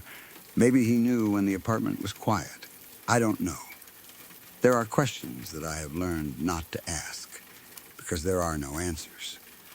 The strange thing about fear is that it doesn't always disappear when the danger is gone. Sometimes the danger ends, but your mind keeps living inside it. Years later, I can still remember that bathroom. I can still remember the open window. I can still remember stepping out of the tub. I can still remember looking back. And I can still remember the moment I realized the person outside wasn't my fiancé. That was the moment my idea of safety changed. Before that night, a window was just a window. A bathroom was private. Home was supposed to be the one place where you didn't have to worry about strangers. After that night, none of those things felt true anymore. A dark window became something I couldn't stop looking at. A small noise outside could keep me awake. A shadow near the house could make my heart race. Even now, years later, I still struggle to sleep at night. Sometimes I wake up and listen to the silence. I know logically that I'm not back in that apartment. I know the man isn't standing outside that old bathroom window. I know the lease ended. I know we eventually moved on. But fear doesn't always listen to logic. My mind still remembers the sight of that stranger standing there. It remembers how high his eyes were. It remembers how close he was. It remembers that thin screen between us. And most of all, it remembers the possibility that he had been there for much longer than I realized. That is what makes the memory so disturbing. I wasn't looking out the window when I discovered him. I wasn't expecting anyone. I wasn't aware of anything unusual. I was simply finishing a bath after spending hours watching movies. I thought I was safe. I thought I was alone. I thought my home was private. Then I looked toward the window, and there he was. If I hadn't turned around at that exact moment, I might never have known. That thought still makes my stomach turn. What if I had simply gone to bed? What if I had left the bathroom without looking back? What if he had remained there? What if he had continued watching? There is no way to know. The police report didn't give us an answer. The missing rings were never recovered. The stranger was never identified. The strange sounds outside the bedroom continued for months, and those marks in the ground kept appearing. Eventually, time moved forward. We moved on with our lives, but that experience never completely left me. I wish I could say it was only a scary story. I wish I could say I made it up. I wish there were a simple explanation that would make everything feel less disturbing. Maybe the ring wasn't mine. Maybe the log meant nothing. Maybe the noises were animals. Maybe the marks in the dirt came from something completely ordinary. Maybe, but one fact remains. There was a man outside my bathroom window. He had positioned himself high enough to look inside. He was watching me, and I had no idea he was there. That happened to me. It was real. And for 3 long years of my life, that fear stayed with me in ways I never expected. Even after leaving that apartment, part of me remained trapped in that bathroom, staring at that window and wondering how long someone had been standing on the other side.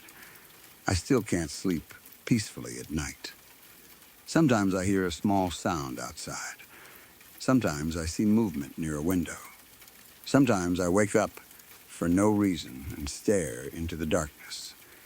And even though I know I am no longer living in that apartment, a small part of my mind still asks the same question it asked that night. What if someone is standing outside? What if I just haven't looked yet?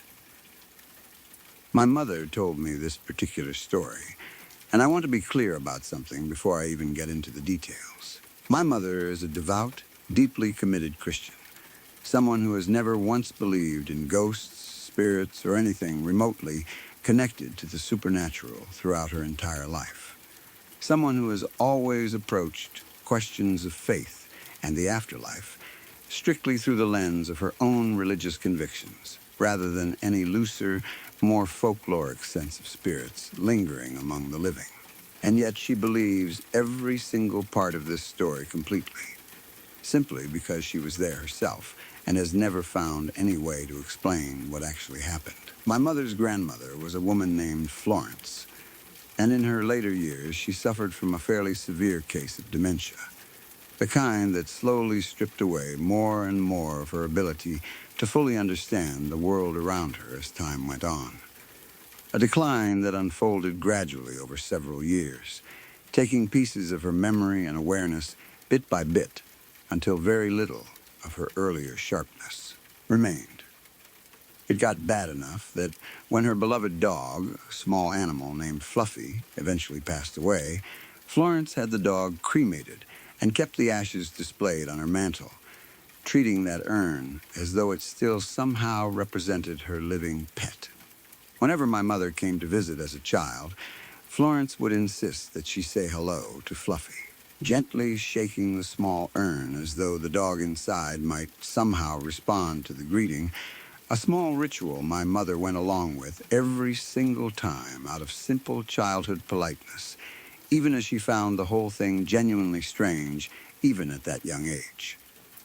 Looking back, my mother has always described her great-grandmother during that period with a certain fond exasperation, acknowledging plainly that by that point in her life, Florence had genuinely lost touch with a fair amount of ordinary reality. Some years into this steady decline, Florence's daughter, a woman named Lucy, who would have been my mother's great-aunt, died suddenly and unexpectedly. It was a genuine shock to the entire family, the kind of sudden loss that leaves everyone scrambling to process both their own grief and the practical arrangements that inevitably follow a death, especially one that arrives without any real warning beforehand. Lucy's siblings, gathering together to handle the funeral, made a deliberate decision not to tell their mother, Florence, about the death right away. Given how fragile her mental state already was because of the dementia, they worried that the sudden, painful news might genuinely be too much for her to handle properly.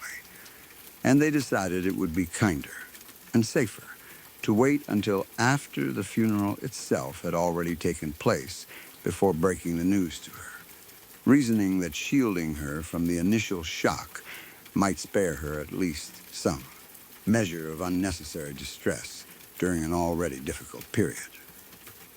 So the siblings quietly handled every part of the funeral arrangements themselves, choosing the service, selecting the burial plot, and even purchasing a new dress for Lucy to be buried in. A dress that Florence, by design, never saw or had any part in choosing. The entire process moved forward completely, without her knowledge or involvement. Exactly as the family had planned, every decision made carefully among the surviving siblings, without ever once consulting their mother, who remained entirely unaware that her own daughter had died at all during those first difficult days following the loss.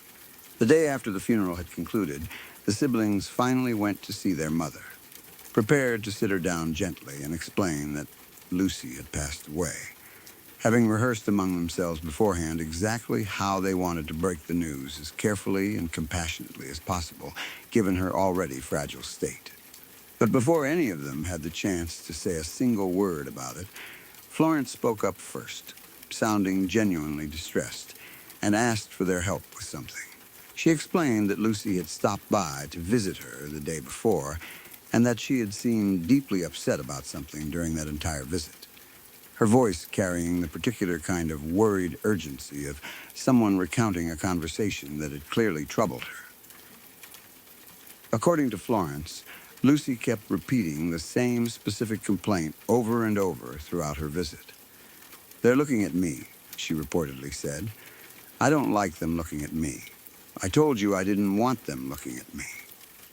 Here is the detail that makes this entire story genuinely chilling.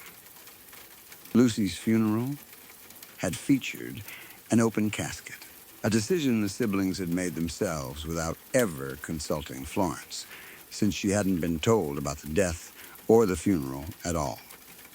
What none of the siblings had fully remembered, or perhaps had simply forgotten in the chaos and grief of those first difficult days, was that Lucy herself had mentioned before, on more than one occasion during her life, that she personally disliked open casket funerals, and specifically didn't want one for herself whenever the time eventually came, just in case anyone ever needed to make that particular decision on her behalf, a preference she had apparently voiced casually enough over the years that nobody had thought to specifically recall it during the rushed, grief-stricken process of planning her funeral.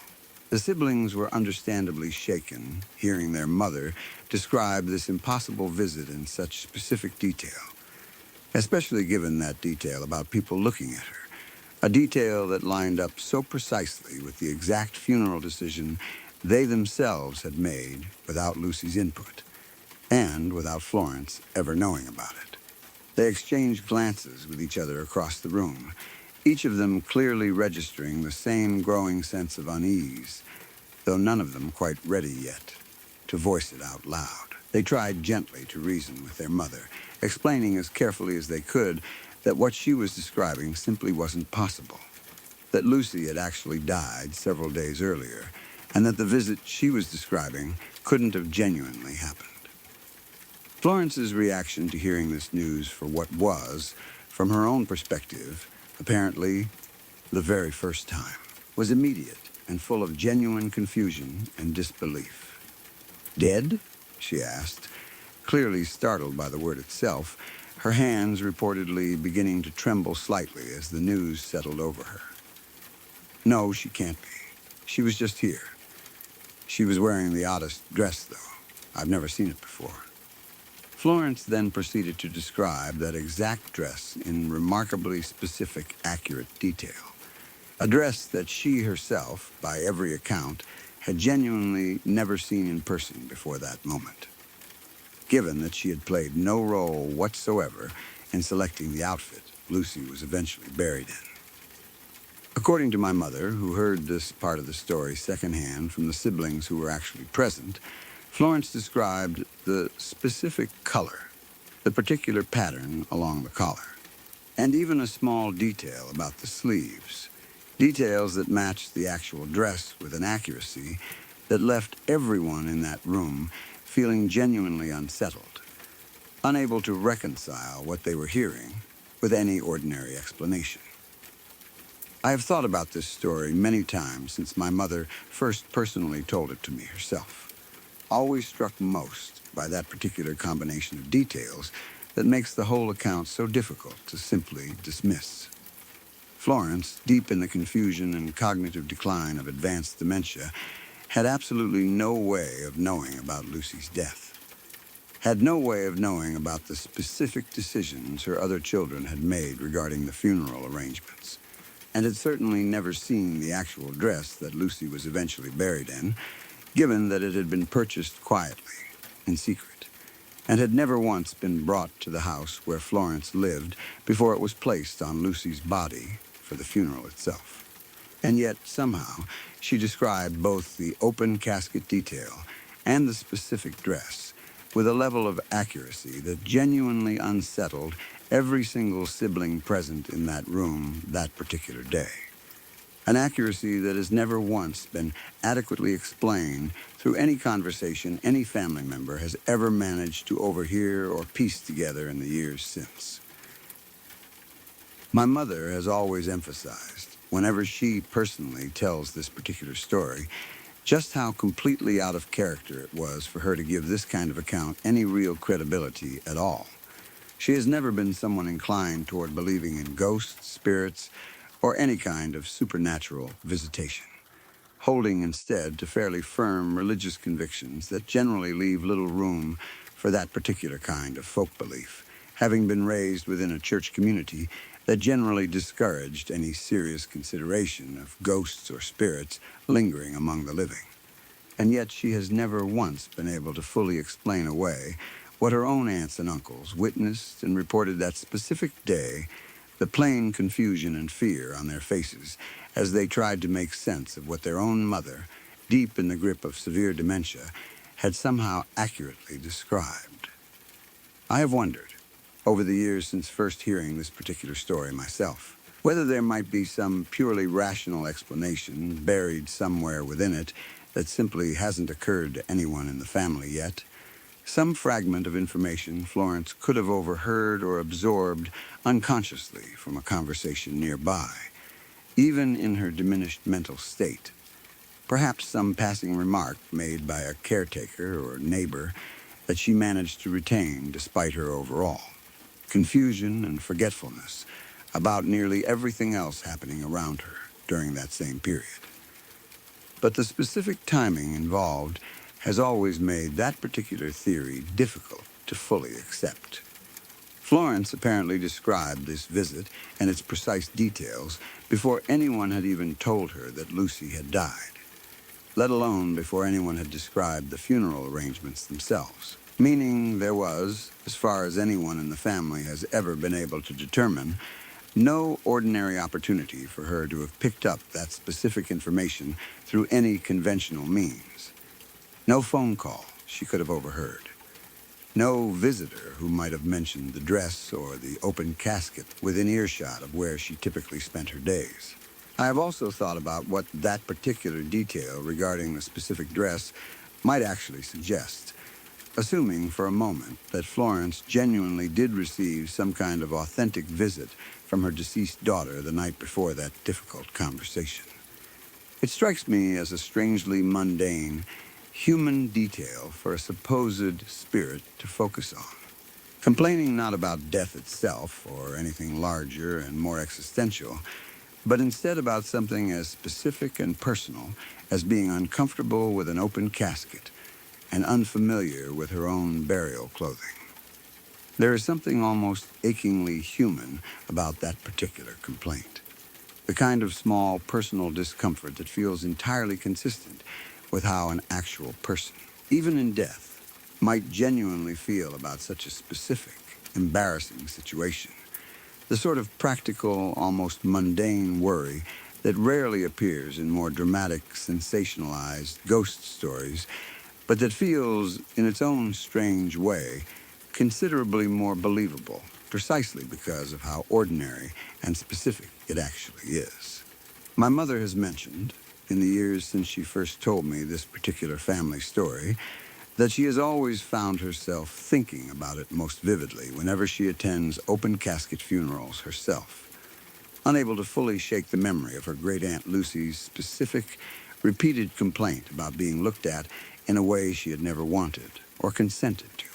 A small, persistent thought that surfaces almost automatically every single time she finds herself standing in front of that particular kind of arrangement. She has said that she has never personally experienced anything even remotely similar to what her own grandmother apparently witnessed that particular night. But that hearing this story recounted so many times over the years by relatives who were actually present has left a lasting, permanent impression on her own beliefs regarding what might genuinely exist beyond ordinary explanation. Despite her deeply held religious convictions that would otherwise leave little room for that kind of possibility, creating in her a kind of quiet, uneasy tension between what she has always been taught to believe and what she personally witnessed, the aftermath of that particular day. I don't know, ultimately, what actually genuinely happened during whatever Florence experienced that particular night. Whether it was some genuine visitation from her recently deceased daughter, some strange and inexplicable coincidence born from the chaotic, confused workings of a mind deeply affected by dementia, or something else entirely that none of us in the family have ever been able to properly identify, categorize, or explain to anyone's real satisfaction. What I do know is that every single person present in that room the day Florence described her visit from Lucy, every sibling who had personally made the decision about that open casket, every relative who had personally selected that specific burial dress without ever showing it to their mother, walked away from that conversation feeling genuinely, deeply shaken by what they had just heard. A feeling that apparently never fully left any of them for the remainder of their own lives. Several of them, according to what my mother has told me over the years, brought this particular story up again and again throughout their own remaining decades, never once managing to fully rationalize it away, despite repeated attempts to do exactly that among themselves whenever the subject happened to resurface at later family gatherings, each attempt at explanation eventually circling back to the same unavoidable dead end. The simple, undeniable fact that Florence had no ordinary way of knowing what she somehow impossibly knew that particular day. No matter how many angles anyone tried approaching it from, this story has been passed down carefully through my family for many years now, retold periodically whenever conversation happens to turn toward old family history or strange, unexplainable experiences relatives have had over the generations, usually surfacing during holiday gatherings when older relatives begin sharing memories with younger family members who have never heard the specific details before. I have always found myself struck by how consistently the same specific details get repeated every single time it comes up. The open casket, the specific complaint about being looked at, the unfamiliar dress described in accurate detail by someone who had no ordinary way of ever having seen it. That consistency, more than anything else about the story itself, has always been what makes it feel considerably more difficult to dismiss than an ordinary piece of family folklore might otherwise be. The kind of story that tends to shift and change slightly with each retelling, but that has, in this particular case, remained remarkably stable across every single version I have ever personally heard from different relatives over the years. I sometimes think about what it must have actually truly been like for Florence herself in that specific moment, deep in the fog of her own declining mind, genuinely believing she had just spoken with her living daughter only the day before, completely unaware that Lucy had actually died days earlier and had already been buried by the time that supposed visit apparently took place. There is something profoundly sad buried within that particular detail, regardless of whatever ultimate explanation might eventually account for the rest of the story. The image of an elderly woman, confused and increasingly disconnected from ordinary reality, somehow still managing to receive, in whatever form it actually took.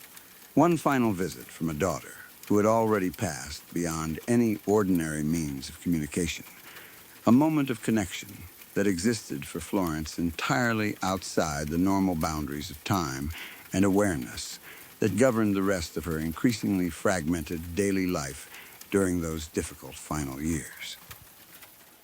I have also thought, more than once now, about how differently this whole story might be remembered if Florence herself had actually been a person known throughout her life for exaggeration or elaborate storytelling, someone whose accounts might reasonably, understandably, be questioned on the basis of general unreliability. But by every single account passed down carefully through the family, Florence, even at the height of her dementia, was never particularly imaginative or prone to invention in the ordinary, typical sense of the word. Her confusion generally took the form of forgetting names, misplacing ordinary household objects, repeating questions she had already asked minutes earlier, the kind of ordinary, everyday cognitive decline familiar to anyone who has cared for an aging relative. She wasn't known for constructing elaborate, entirely invented narratives out of nothing, which makes this particular oddly specific and internally consistent account feel even more genuinely out of character for her than it might otherwise seem, adding yet another layer of genuine difficulty to any attempt at explaining the whole thing away as simply another symptom of her already declining mental state during that particular period of her life. I don't think my family has ever truly, fully resolved what to make of this particular story, and I genuinely suspect it will continue being told and retold for generations to come, always accompanied by that same unresolved, lingering uncertainty regarding what exactly happened during those confusing, difficult days surrounding Aunt Lucy's sudden and unexpected death. Whether Florence's own diminished mind somehow briefly touched something genuinely beyond ordinary explanation, or whether some combination of coincidence and unconscious inference produced an account that simply happened to align disturbingly well with the actual facts, remains a question none of us have ever managed to fully settle, one way or the other. No matter how many times we have discussed it as a family over the years since it originally happened, at every holiday gathering and every quiet conversation where this particular story eventually finds its way back into the room.